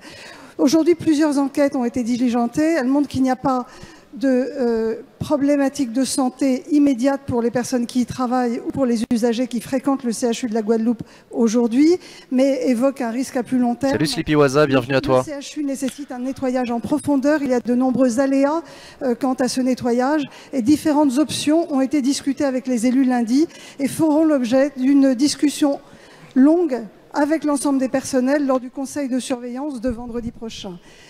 Plusieurs options sont sur la table. Les deux nécessitent des moyens de l'État. L'État sera au rendez-vous. Nous avons d'ores et déjà acté les 580 millions d'euros de financement de l'État pour reconstruire le nouveau CHU et les appels à les marchés publics commence à être lancé. Il n'y aura pas de retard sur la construction de ce CHU. C'est une priorité, mais il faut tenir 5 ans. Et 5 ans, c'est long pour les professionnels. C'est carrément long, oui. Agnès Buzyn, en tout cas, qui confirme que l'État sera au rendez-vous de ses responsabilités, ce qui veut dire que s'il faut aligner du pognon pour aider à la reconstruction du CHU, on le fera. Agnès Buzyn, qui en tout cas a tenu à témoigner le fait que le gouvernement était au rendez-vous de cette problématique et travaillait d'arrache-pied à trouver une solution. Bon. À suivre. Merci Président. Ma question s'adresse à Monsieur le Ministre de l'Économie et des Finances. Madame Nota, le CHU, c'est une autre manière de dire CHU. Vous ont remis leur rapport sur l'entreprise, objet d'intérêt collectif. Ce rapport dresse un constat sur le court-termisme et la financiarisation qui pèsent sur la vie de nos entreprises.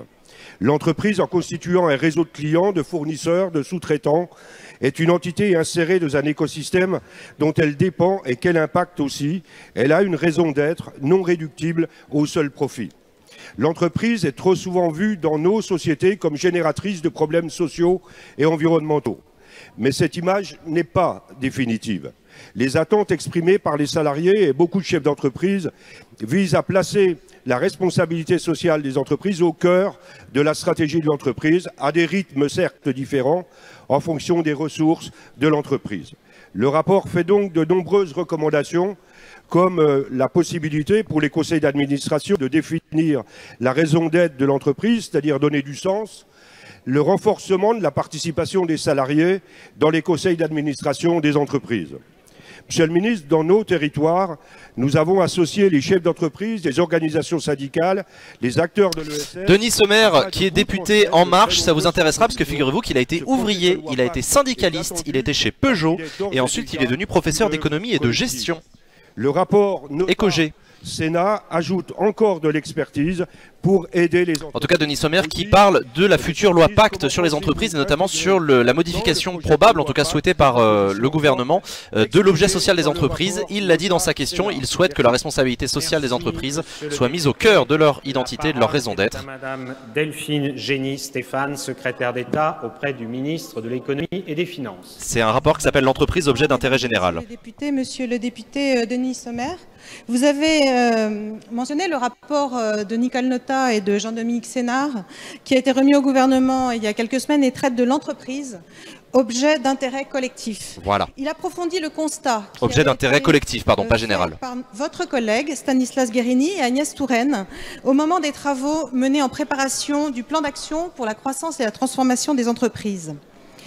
78% des contributeurs à la consultation publique avaient d'ailleurs plébiscité la possibilité pour les entreprises d'adopter un objet social élargi. La substance des entreprises ne peut pas être réduite à la génération de profits. Non seulement leurs partenaires, leurs salariés, mais aussi l'ensemble de nos concitoyens ont des attentes croissantes concernant le rôle de l'entreprise vis-à-vis de la société et de son environnement. Ces attentes poussent les entreprises à s'engager dans des démarches de responsabilité sociale et environnementale plus visibles et plus concrètes. Mais il y a une réelle aspiration à ce que ces changements soient reconnus dans la loi. C'est ce que nous proposons dans le cadre du projet de loi Pacte, où l'article 1833 du Code civil sera modifié et consacrera le fait que l'intérêt social des entreprises ne peut être réduit à celui de ses associés ou de ses actionnaires. Quant à l'article 1835, il précisera que les statuts de l'entreprise peuvent définir une raison d'être dont la société entend se doter pour orienter son activité. Delphine Génie-Stéphane, donc, qui au nom du gouvernement confirme qu'il y aura bien une modification des articles du Code civil qui définissent ce que c'est qu'une entreprise. Et elle explique notamment que l'article 1833 du Code civil prévoira et explicitera clairement que l'intérêt de l'entreprise ne peut pas se réduire au seul intérêt de ses associés et de ses actionnaires. Nous proposons d'augmenter le nombre d'administrateurs salariés à 2 pour les conseils de plus de 8 membres. Merci, Madame la Ministre. La parole est... Pareil, on en entendra parler dans les semaines qui viennent de cette loi Pacte. Thierry Robert, le député réunionnais. S'adresse à la ministre des Outre-mer et porte sur la révision constitutionnelle. Madame la ministre, une refonte de l'article 73 de notre loi fondamentale est envisagée. Le président de la République avait indiqué par le passé être prêt à rouvrir des chantiers constitutionnels s'il apparaît pertinent de le faire. Pour rappel, l'article 73 ouvre, en ses alinéas 3 et 4, le droit pour les collectivités ultramarines de fixer elles-mêmes, après habilitation, les règles applicables sur leur territoire, dans un nombre limité bien sûr de matières relevant du domaine de la loi ou du règlement. Or, l'alinéa 5 de ce même article exclut la réunion d'une forme de pouvoir normatif délégué et de la faculté de fixer elle-même les règles applicables sur son territoire après habilitation. Après plusieurs reprises, le chef de l'État s'est dit prêt à revenir sur cet alinéa 5. Face aux besoins et aux spécificités de notre île, le pragmatisme appelle à revenir sur cette disposition. Comme l'a rappelé le chef de l'État, il s'agit à terme d'aboutir à une responsabilité partagée entre l'État et les territoires ultramarins au travers d'un nouveau pacte entre l'outre-mer et la République, pour plus d'expérimentation et d'adaptation du droit aux réalités des territoires ultramarins. Dans la même logique qui a entraîné la tenue des assises des Outre-mer, il s'agit de donner un nouvel élan à notre département. Thierry Robert, le député de La Réunion, qui demande dans le cadre de la révision de la Constitution, vous savez que le gouvernement est en train d'examiner un projet de réforme de la Constitution, il demande qu'on modifie le 5e alinéa de l'article 73 qui exclut la Réunion d'un certain nombre de dispositifs d'autonomie en fait dans la gestion d'un certain nombre de domaines législatifs et réglementaires. Thierry Robert qui est directeur d'une entreprise familiale et artisanale de BTP dans le bâtiment et les travaux publics. C'est un ancien délégué départemental des jeunes de l'UDF, il soutient François Bayrou. et il lutte contre la colonisation moderne, comme il le dit lui-même. Annick Girardin qui lui répond, la ministre des Outre-mer. La question de ce qu'il convient d'appeler l'exception constitutionnelle réunionnaise se pose effectivement dans le cadre de la révision constitutionnelle à venir. Alors, lors de la réforme, et vous l'avez dit, 2003, avait été introduit par les parlementaires l'alinéa 5 dans l'article 73 afin que les habilitations à adapter les normes par les collectivités réunionnaises soient limitées à leur seul champ de compétences, vous l'avez dit. Dans les autres collectivités, en effet, l'article 73 permet une habilitation qui peut être accordée dans l'ensemble des champs de l'État, sauf bien sûr les sujets régaliens. Vous l'avez souligné, monsieur le député, le président de la République a déjà publiquement exprimé son ouverture à ce sujet. À l'heure de la différenciation dans l'exercice des compétences et de la relation de confiance renouvelée que le Premier ministre construit avec les territoires, il n'est pas question que le gouvernement impose un choix. Mais le statut des collectivités d'outre-mer sont en réalité très variés et ne se limitent pas simplement d'ailleurs à ce que laisse entendre l'article 73 et 74, la variété. C'est vrai qu'entre la Nouvelle-Calédonie et Saint-Pierre-et-Miquelon, il y a quand même pas mal de différences. Et vous le savez, le droit doit s'adapter à la réalité des territoires, aux caractéristiques très variées de chacun. Alors, le gouvernement, bien sûr, soutiendra une mesure qui serait portée par les parlementaires pour faire évoluer le statut de la Réunion et vous aidera, si c'est porté par l'ensemble des parlementaires. Annick Girardin qui a l'air de satisfaire du coup Thierry Robert quand elle lui dit que le gouvernement est prêt à soutenir effectivement des amendements si c'est porté par l'ensemble des parlementaires. La parole est à monsieur... La porte est ouverte en tout cas, en gros ça veut dire c'est à vous le Parlement de dépatouiller cette question-là et nous on est prêt à soutenir. Jean-Paul Lecoq. Vol au-dessus d'un nid de coucou. Dénoncer une vision totalitaire de la psychiatrie que les hôpitaux français ont réussi à dépasser au prix d'une révolution portée par les personnels. Mais l'austérité s'est faite réactionnaire et menace de plus en plus ses progrès.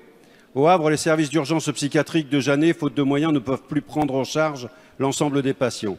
À Alonne, où je me suis rendu à l'occasion du Tour de France des hôpitaux des parlementaires communistes, l'établissement public de santé mentale de la Sarthe est confronté au double effet des récentes réformes de santé, diminution des moyens et regroupement forcé. Pour contrer cet appauvrissement, l'établissement s'est opposé à son intégration au sein du groupe hospitalier de son territoire, c'est son droit. La psychiatrie étant le parent pauvre de la médecine, c'est aussi très souvent la cinquième roue du carrosse de ces restructurations. Face à cet acte de résistance des hospitaliers, l'Agence régionale de santé s'est permise de produire un faux pour forcer son intégration dans ce groupement. Scandalisés, les instances dirigeantes et les syndicats de l'établissement ont engagé plusieurs recours contentieux contre l'ARS, jugés le 6 mai prochain. Et Goliath s'est vengé en suspendant le paiement de toutes les factures de médicaments de l'hôpital, entraînant ainsi l'arrêt des livraisons. Ce chantage de la part de l'État met en péril le fonctionnement de l'établissement et la vie de nombreux patients. Le député normand Jean-Paul Lecoq, membre du groupe Gauche démocrate et républicaine à l'Assemblée nationale, qui pose une question au gouvernement sur la question de la médecine psychiatrique.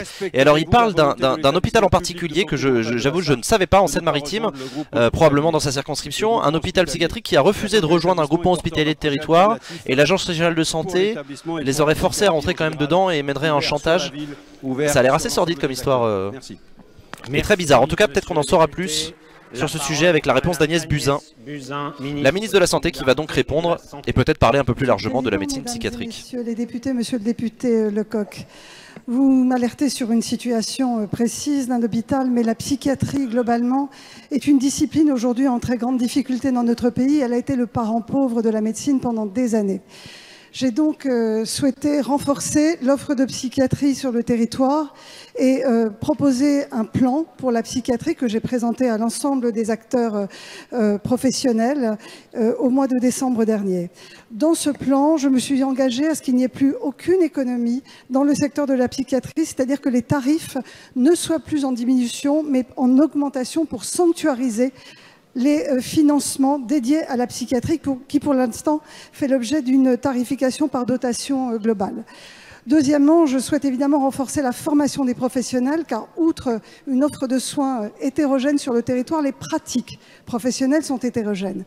Enfin, les patients atteints de pathologies mentales aujourd'hui ont des difficultés à accéder aux soins somatiques, aux soins courants dans les hôpitaux. Et j'ai demandé aux ARS que les quelques établissements qui aujourd'hui sont en dehors du secteur des GHT, qui souhaitent rester individuels, regroupe les GHT, car il est impératif maintenant d'organiser des filières de soins qui associent... Les GHT, ce sont ces fameux groupements hospitaliers de territoire car nous traitons une seule et même personne. Qui, d'après Agnès Buzyn, sont la solution, notamment aux carences de la médecine psychiatrique, rester à l'écart de la réflexion globale de réorganisation pour augmenter l'offre de soins psychiatriques sur le territoire. Je vous remercie. Merci, Madame la Ministre. La parole est à Monsieur Philippe Chassaing. Merci, Monsieur le Président. Ma question s'adresse à Madame la Secrétaire d'État auprès du ministre de l'Économie et des Finances. Madame la Ministre, se joint à ma question mon collègue Alessandro Loro. Le surendettement des particuliers touche aujourd'hui 180 000 personnes par an, pour un total de 7 milliards d'euros de dette. Depuis le début de la décennie, la loi a mis fin à des dérives du crédit à la consommation et entraîne une baisse du nombre de dossiers présentés devant la commission de surendettement. Cependant, le niveau actuel demeure élevé pour les personnes qui sont amenées à souscrire au crédit de trop. Les conséquences sociales sont parfois dramatiques pour les personnes concernées et le traitement du surendettement entraîne des coûts importants pour la collectivité. Il conduit à effacer environ 3,5 milliards d'euros de dettes. La politique de prévention de surendettement des particuliers est donc essentielle. Dans le but, l'article 55 de la loi du 26 juillet 2013 de séparation et de régulation des activités bancaires a prévu de rendre applicable à tous les établissements de crédit une charte d'inclusion bancaire et de prévention du surendettement, établie par l'Association française des établissements de crédit et des entreprises d'investissement. Effectivement, Agnès Buzyn n'a pas particulièrement répondu à la question spécifique de l'hôpital psychiatrique dont parlait le député, mais elle a parlé plus globalement de la médecine psychiatrique. Alors que Philippe Chassaing, le député de La République En Marche, qui est un ancien socialiste, pose une question sur le surendettement des particuliers et la politique de lutte contre le surendettement des particuliers. C'est un ancien directeur de la Mutuelle Générale de l'Éducation nationale de Dordogne, la MGEN, et qui a également été enseignant en sciences sociales. Comment vous envisagez d'améliorer la contribution des banques à la politique de prévention du surendettement? Quelles sont de façon générale vos orientations pour améliorer l'inclusion bancaire, prévenir le surendettement des particuliers et améliorer le traitement des situations de surendettement? Je vous remercie. Merci. Voilà, comment est-ce qu'on améliore la lutte contre le surendettement des particuliers qui, c'est vrai, est un sujet absolument sordide, dramatique plutôt, pour les personnes qui en sont victimes. J'espère que vous n'en avez pas dans votre entourage. Les pauvres. Delphine, Jenny, Stéphane. Le gouvernement est conscient des difficultés, y compris sociales et psychologiques, que peuvent rencontrer les personnes les plus fragiles financièrement. D'ailleurs, je crois qu'il a commencé sa question en parlant de vol au-dessus d'un nid de coucou. C'était le film qui parlait... Non, ça c'était la question précédente sur la médecine psychiatrique. L'accompagnement de leurs clients Tant pour moi. en situation de fragilité financière, ainsi que les réformes successives relatives au crédit à la consommation, ont permis une diminution... Mais il y a un autre film avec Guillaume Canet sur le surendettement. Les établissements de crédit doivent se doter d'un dispositif de détection précoce et de traitement des difficultés de leurs clients. Les critères de détection des clients que vous mentionnez sont limitatifs et fixés par un décret. Ah, excusez-nous, on a un tout petit problème de connexion. On retrouve l'Assemblée nationale tout de suite. Régularité répétée de fonctionnement du compte pendant 3 mois consécutifs et du montant de leurs ressources portées au crédit du compte. Sur cette base, les critères précis peuvent différer selon l'établissement bancaire. Néanmoins, la Cour des comptes, dans son rapport de juin 2017 sur l'inclusion bancaire, constate qu'ils sont globalement convergents. Vos remarques me poussent à souhaiter que notre vigilance continue de s'exercer sur ces points de fixation de critères. Pour ce qui concerne l'action de l'État en matière de prévention, la stratégie nationale d'éducation financière vise à permettre à chaque citoyen de disposer des bases économiques, budgétaires et financières nécessaires pour prendre les bonnes décisions financières tout au long de leur vie. Elle fédère, autour du ministère de l'Économie, de l'Éducation nationale et de la Banque de France, les initiatives en la matière. Depuis son lancement en décembre 2016, de nombreuses actions ont été développées, notamment de sensibilisation, de formation d'enseignants et d'intervenants sociaux. Je vous remercie. Merci. Bon, une réponse quand même assez technique de la part de Delphine, Jenny, Stéphane sur la fixation des critères qui permettent d'éviter le surendettement. Philippe Vigier. Le président de la République a annoncé la suppression totale de la taxe d'habitation après le vote de son exonération pour 80% des Français l'an dernier. Cette mesure en faveur du pouvoir d'achat va coûter 21 milliards d'euros et risque de priver les collectivités territoriales d'une ressource indispensable pour plus de compétitivité et de solidarité dans les territoires. Emmanuel Macron a été très clair. Il n'y aura pas ni d'impôt. Christophe Castaner qui fait signe que c'est lui-même qui répondra à la question de Philippe Vigier.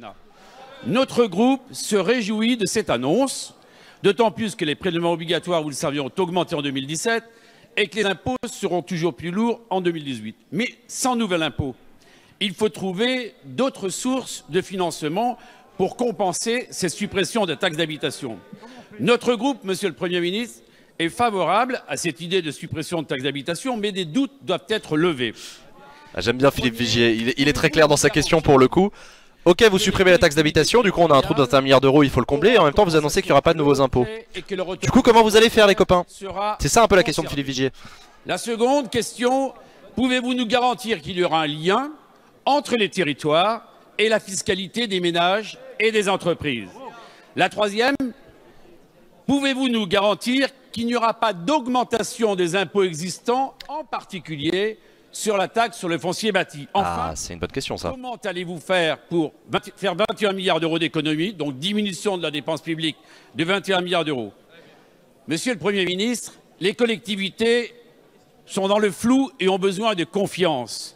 Il faut donc les éclairer et répondre de façon précise à ces 4 interrogations. Philippe Vigier qui, c'est vrai, a posé des questions précises auxquelles il attend des réponses précises. L'ancien directeur de laboratoire d'analyse médicale, il est biologiste, docteur en pharmacie et ancien interne de la PHP. Philippe Vigier, aujourd'hui député du groupe UDI Agir. Ah non, c'est Olivier Dussopt qui va répondre. Monsieur le député Philippe Vigier, vous avez rappelé... Comment on finance la suppression de la taxe d'habitation, monsieur Dussopt? Engagé à répéter son engagement dimanche soir de supprimer la taxe d'habitation, non pas pour 80% des ménages, mais pour 100% des ménages. Il l'avait dit le 31 décembre, et cela répond à votre préoccupation, puisque le 21 octobre, dans cette même assemblée, vous appeliez de vos vœux l'élargissement du dégrèvement à 100% des ménages et non pas à 80% comme c'était prévu. Le dégrèvement pour 80% des ménages aura lieu partiellement dès cette année. Cela concerne 17 millions de ménages, et dans l'Eure-et-Loire, département qui vous est cher, ce sont 121 000 ménages qui verront ainsi une économie moyenne d'environ 150 €. Nous avons prévu, dans la loi de programmation des finances publiques, la compensation à l'euro près des collectivités pour le dégrèvement qui concerne 80% des ménages. L'élargissement de 80% à 100% représente une dépense supplémentaire, en tout cas une compensation nécessaire d'une dizaine de milliards d'euros quand on compte la taxe d'habitation des résidences principales et des résidences secondaires, et vous admettrez avec moi que c'est certainement un sujet à traiter de manière différente.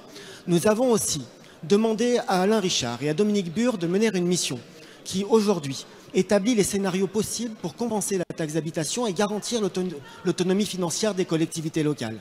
Différents scénarios sont sur la table. Nous avons une ligne rouge que le Premier ministre et le Président de la République ont rappelée, ne pas accroître la pression fiscale. Ne pas accroître la pression fiscale, ne pas créer d'impôts nouveaux.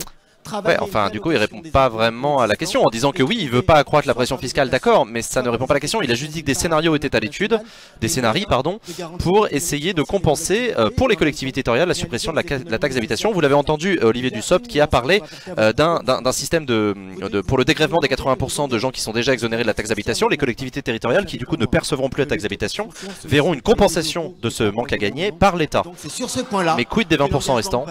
Par ailleurs, pas de création d'impôts, pas d'augmentation de la pression fiscale, compensation à l'euro près et garantie de l'autonomie des collectivités locales. La parole Olivier Dussopt qui Monsieur Fabien Goudefard défend en tout cas la ligne présidentielle jusqu'à présent. Ça va être compliqué à tenir dans les années qui viennent, mais ça va être intéressant à suivre. Affaires étrangères. Monsieur le ministre, la semaine dernière, le 10 avril, le président de la République a annoncé l'organisation d'une conférence humanitaire sur le Yémen à Paris d'ici l'été. Je salue et soutiens bien entendu cette initiative dont nous ne pouvons qu'espérer qu'elle constitue le forum pour élaborer des solutions à ce conflit et surtout des solutions pour la population civile. Aujourd'hui, 3 ans et demi après le début de la guerre, en juillet 2014, qui oppose, comme vous le savez, les rebelles chiites Houthis aux forces pro-gouvernementales soutenues par la coalition menée par l'Arabie saoudite, le conflit s'enlise. Le conflit s'enlise et des millions d'enfants yéménites souffrent, tandis que des dizaines d'entre eux meurent chaque jour. Tant et si bien que depuis des semaines, ONG et agences des Nations Unies lancent un cri d'alarme, soulignant qu'au Yémen s'instaure la plus grande famine de ces dernières décennies, en raison du blocus imposé à ce pays et à sa population, empêchant jusqu'aux convois humanitaires de lui venir en aide. On estime, vous le savez, Monsieur le Ministre, à 22 millions le nombre de personnes ayant désormais besoin d'une aide humanitaire au Yémen. 22 millions de personnes auraient besoin d'une aide humanitaire au Yémen. Fabien Goutefard, qui est le président du groupe d'amitié France-Yémen, c'est donc tout à fait logique que ce soit lui qui pose la question. C'est d'autant plus logique qu'il est lui-même docteur en droit international public, spécialisé sur les conflits armés. Il est prof à l'université Paris 11. Deux émissaires, dont le directeur du centre de crise, Patrice Paoli, afin qu'ils obtiennent de la coalition, et notamment de l'Arabie Saoudite, des engagements en matière de respect du droit international humanitaire, fer de lance de notre nouvelle stratégie humanitaire nationale. Aussi, pouvez-vous, Monsieur le Ministre, nous préciser quels sont les engagements pris par les autorités saoudiennes et de quelle manière le gouvernement français entend s'assurer de respect de ces dernières? Merci. Fabien Goutefard qui donc demande des comptes à la France sur l'action des Saoudiens dans le conflit yéménite. Merci, Monsieur le Président. Et c'est Jean-Yves Le Drian qui va lui répondre, on l'écoute. Goutefard, la guerre déchire le Yémen depuis 3 ans et demi, vous l'avez rappelé, et aujourd'hui ce conflit est dans l'impasse. Et cette impasse engendre une crise majeure, crise humanitaire, crise sanitaire, crise alimentaire. Et la situation des civils est absolument dramatique, vous l'avez indiqué avec beaucoup d'exactitude. Il y a 2 principes auxquels nous devons répondre, la communauté internationale, puisque c'est le principe du droit des conflits armés, la protection des civils et le libre accès de l'aide humanitaire. Et ces principes ne sont pas des principes optionnels, ils s'imposent à tous, ils s'imposent à la coalition arabe, ils s'imposent à l'Arabie Saoudite, ils s'imposent aussi aux Houthis, ils s'imposent donc aussi à l'Iran qui aide les Houthis avec des livraisons d'armement. Et c'est sur ces bases que nous discutons avec les autorités de la coalition. Ouais, Jean-Yves Le Drian qui est assez clair sur le conflit yéménite. C'est clairement l'Iran contre l'Arabie Saoudite, indirectement via le soutien aux Houthis, l'Iran. Pour favoriser l'aide humanitaire, mais ce n'est pas suffisant parce qu'il faut aussi lever les restrictions sur l'accès de l'aide humanitaire dans les ports, je pense en particulier au port de Daïda, et dans les aéroports, je pense en particulier à l'aéroport de Sanaa. C'est ce que le président de la République a indiqué au prince héritier lorsqu'il est venu à Paris la semaine dernière. C'est ce que j'ai dit. Le prince héritier Ben Salman qui est venu visiter, le prince héritier d'Arabie Saoudite qui est venu rendre une visite diplomatique à Emmanuel Macron la semaine dernière. Il y aura une conférence avant l'été sur l'aide humanitaire, conférence internationale visant... Merci Tascaylor, très gentil. Sur ce sujet, mais la réponse, la vraie réponse, elle n'est que politique. Elle est une réponse politique sous le mandat et sous la responsabilité des Nations Unies. La nomination récente de M. Griffiths pour essayer de faire avancer... Ah, c'est compliqué ça de dire que la solution au Yémen, elle est sous l'égide des Nations Unies, alors qu'en Syrie, t'agis sans mandat des Nations Unies. Dont vous avez rappelé les aspects les plus essentiels. Merci, Monsieur le Ministre. La séance des questions au gouvernement est terminée. La séance est suspendue. Le président François de Rugy suspend la séance, c'est la fin de cette séance de questions d'actualité au gouvernement. 16 questions, 16 réponses sur des sujets d'actualité. On a été assez bien servi aujourd'hui quand même, mine de rien, en termes de sujets abordés. Je rappelle rapidement ce qui a été, ce qu'on a vu ensemble au cours de l'heure qui vient de s'écouler. On a parlé de l'évacuation de la ZAD de Notre-Dame-des-Landes. On a parlé d'Europe avec le discours du président de la République devant le Parlement européen. On a reparlé d'Europe ensuite avec Olivier Becht sur la question des conventions démocratiques. On a parlé de Bachar el-Assad et de sa Légion d'honneur, ce qui était une manière indirecte de parler du conflit syrien et de l'engagement de la France aux côtés des États-Unis et du Royaume-Uni dans les frappes contre le régime de Bachar el-Assad. On a parlé du financement de la protection sociale et du financement notamment de la dépendance. Comment qu'on fait pour financer la dépendance? Ça va coûter un bras dans les décennies qui viennent. On a parlé des manifestants, des manifestations à Montpellier notamment et des casseurs dans le cadre du mouvement étudiant. Donc on a entendu Gérard Collomb, le ministre de l'Intérieur, soutenir la police, ce qui est assez normal, c'est son boulot. On a entendu une question sur le concours des meilleurs ouvriers de France qui a été posée par Richard Ramos. On a entendu une question sur la Corse, sur la question du statut particulier de la Corse dans le cadre de la réforme constitutionnelle. Excusez-moi, je sais pas pourquoi. Ah ça, c'est le câble de mon micro en fait. Excusez-moi. Donc le statut particulier de la Corse. On a parlé des fractures territoriales. On a parlé de l'offre de soins suite à l'incendie du CHU de Guadeloupe. Comment est-ce que l'État participe à l'offre de soins, enfin voilà, au renforcement de l'offre de soins en Guadeloupe suite à l'incendie du CHU. On a parlé de la responsabilité sociale des entreprises avec la loi Pacte et la remise du rapport Nota Sénar. On a parlé du statut de la Réunion dans la Constitution avec Alain Robert. Thierry Robert, excusez-moi, Thierry Robert. On a parlé des hôpitaux psychiatriques, on a parlé du surendettement, on a parlé de la taxe d'habitation et du financement de sa suppression, et on a parlé de la situation au Yémen. Putain, ça fait quand même pas mal de sujets, hein. Aujourd'hui, on a été bien servi par les députés, je trouve. Enfin, parfois, on a des séances qui sont entièrement consacrées à un seul sujet parce que c'est dans l'actualité, genre on parle que de la SNCF ou que Notre-Dame-des-Landes. Là, on a quand même eu plein de sujets différents, un peu compliqués. J'y vais, super émission, merci Jean. Merci le gros gag, à très bientôt, merci à toi. Qu'est-ce que vous en avez pensé de cette émission? Est-ce que ça vous a plu? Est-ce que ça vous a surpris? Est-ce que ça vous a déçu? Est-ce qu'il y a des sujets qui manquaient selon vous? Est-ce qu'il y a d'autres sujets sur lesquels vous auriez aimé entendre le gouvernement? D'autant que je vous rappelle que pendant 2 semaines, c'est les vacances parlementaires, donc il n'y aura pas QAG pendant 2 semaines.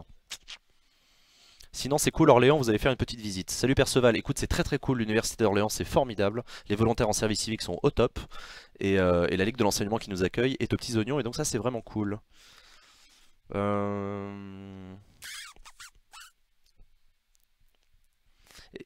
C'est ça qui oblige à répondre complètement à côté et à faire la langue de bois. De quoi tu parles Easy Thomas? J'ai pas suivi ton message d'avant. Je vois pas le problème, c'est normal de pas savoir et d'être encore en train de réfléchir à certaines choses. Il me semble que Macron a déjà pu le dire. Oui, mais c'est vrai qu'en politique, on a l'habitude de gagner du temps et de ne faire des annonces que quand elles sont prêtes. Donc quand on n'est pas encore prêt, eh ben, on gagne du temps en disant que la réflexion est en cours. Ça veut pas dire qu'on ne sait pas, hein. Ça veut dire qu'on sait que la réflexion est en cours. Un peu de punchline et pas trop de brouhaha, c'était cool. C'est pas vrai. C'est pas faux, pardon. Oh là là. La loi Asile et Immigration, non, on n'en a pas parlé de la loi Asile et Immigration. Ça, elle est en cours de discussion, c'est indépendant de la séance de QAG. D'ailleurs, je suppose qu'ils vont reprendre la discussion sur le projet de loi juste après la séance. J'ai trouvé la question sur la taxe d'habitation très bien posée et pertinente, mais la réponse très floue malheureusement. Je suis d'accord avec toi, Fandem, mais ça c'est l'effet Philippe Vigier, hein. Philippe Vigier, c'est un député que j'adore, précisément pour ça. C'est un député que je trouve très bon dans sa capacité à poser des questions précises au gouvernement. Et effectivement, la réponse d'Olivier Dussopt n'était pas aussi précise que la question. Mais ça, c'est comme ça.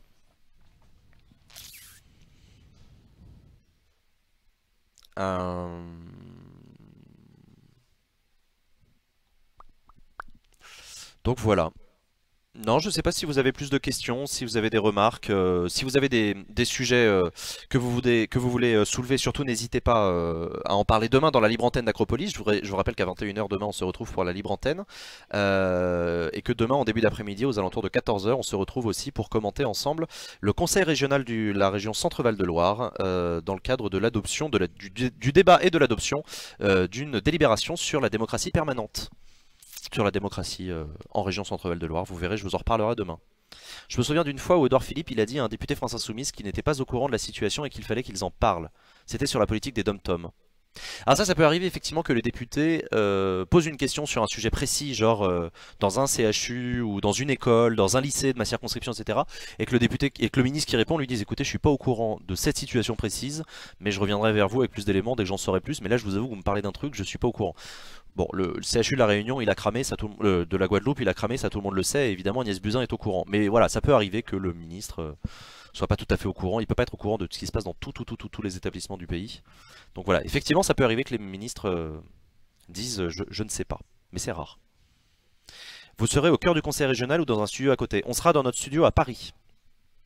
Donc là, ce qui va se passer, c'est qu'on va finir l'émission des QAG et on va devoir remballer tout le matos avec Benjamin, Sylvain et Raphaël, tout remettre dans la voiture, rentrer à Paris, rendre la voiture, remonter le matos pour l'émission de demain midi. Un beau programme? Demain après-midi. Demain après-midi, pardon. C'est toujours flou sur les impôts. Ouais, mais c'est normal, ça c'est le... Mais d'ailleurs, ce qui est intéressant, c'est qu'Emmanuel Macron a prévu dans la réforme des institutions un temps de débat d'orientation budgétaire pendant le printemps. Donc typiquement, à cette période-là de l'année, dans les années qui viennent, normalement, si Emmanuel Macron réussit à faire passer sa réforme constitutionnelle et institutionnelle, on devrait avoir des débats d'orientation budgétaire sur la question des impôts. L'hôpital psychiatrique, elle n'était pas au courant non plus clairement. Oui, en tout cas, oui, effectivement, elle n'a pas eu l'air de vouloir répondre précisément sur cet hôpital psychiatrique-là. Elle a parlé globalement de la psychiatrie et de ce qu'il fallait faire pour que la psychiatrie ne soit plus le parent pauvre de la médecine. J'ai toujours pas compris ce que c'était quoi l'esclavage numérique dont parlait le député de la Réunion. L'esclavage numérique? Il a parlé de ça? L'esclavage numérique? Thierry Robert, t'es sûr? Non. Non, attends, Thierry Robert, il a posé une question sur le statut de la Réunion.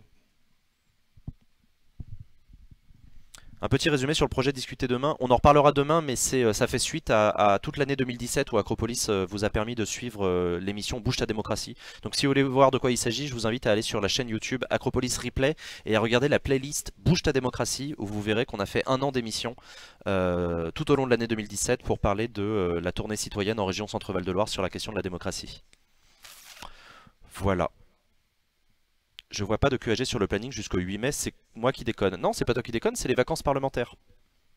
Les parlementaires ont 2 semaines de vacances. Dans le calendrier, c'est prévu. Va regarder sur le site de l'Assemblée nationale le calendrier de la session, tu verras. Il y a 2 semaines de vacances. En fait, ce qui est le plus étonnant, c'est que le planning du site Acropolis soit à jour. Ça, c'est vrai que c'est étonnant. C'est ouais, en fait, t'as vu qu'en dessous, c'est pas à jour par contre, hein, sur la programmation. Si. Non. Bien sûr que si. C'est dans ta tête que ce n'est pas à jour. Mais bref, on a du boulot, hein. En plus de remballer tout le matos et on va aller d'entrer à faire la Paris. sieste du coup. Ouais, ça, on va aller faire la sieste. Il parlait de la colonisation moderne. Non, il n'a pas parlé de la colonisation moderne dans sa question, c'est moi qui vous ai dit que ça faisait partie de ses engagements. Bah, ce qu'on appelle aussi le néocolonialisme. T'as qu'à taper néocolonialisme sur Google, tu verras quelques références qui t'expliqueront une partie du combat de Thierry Robert.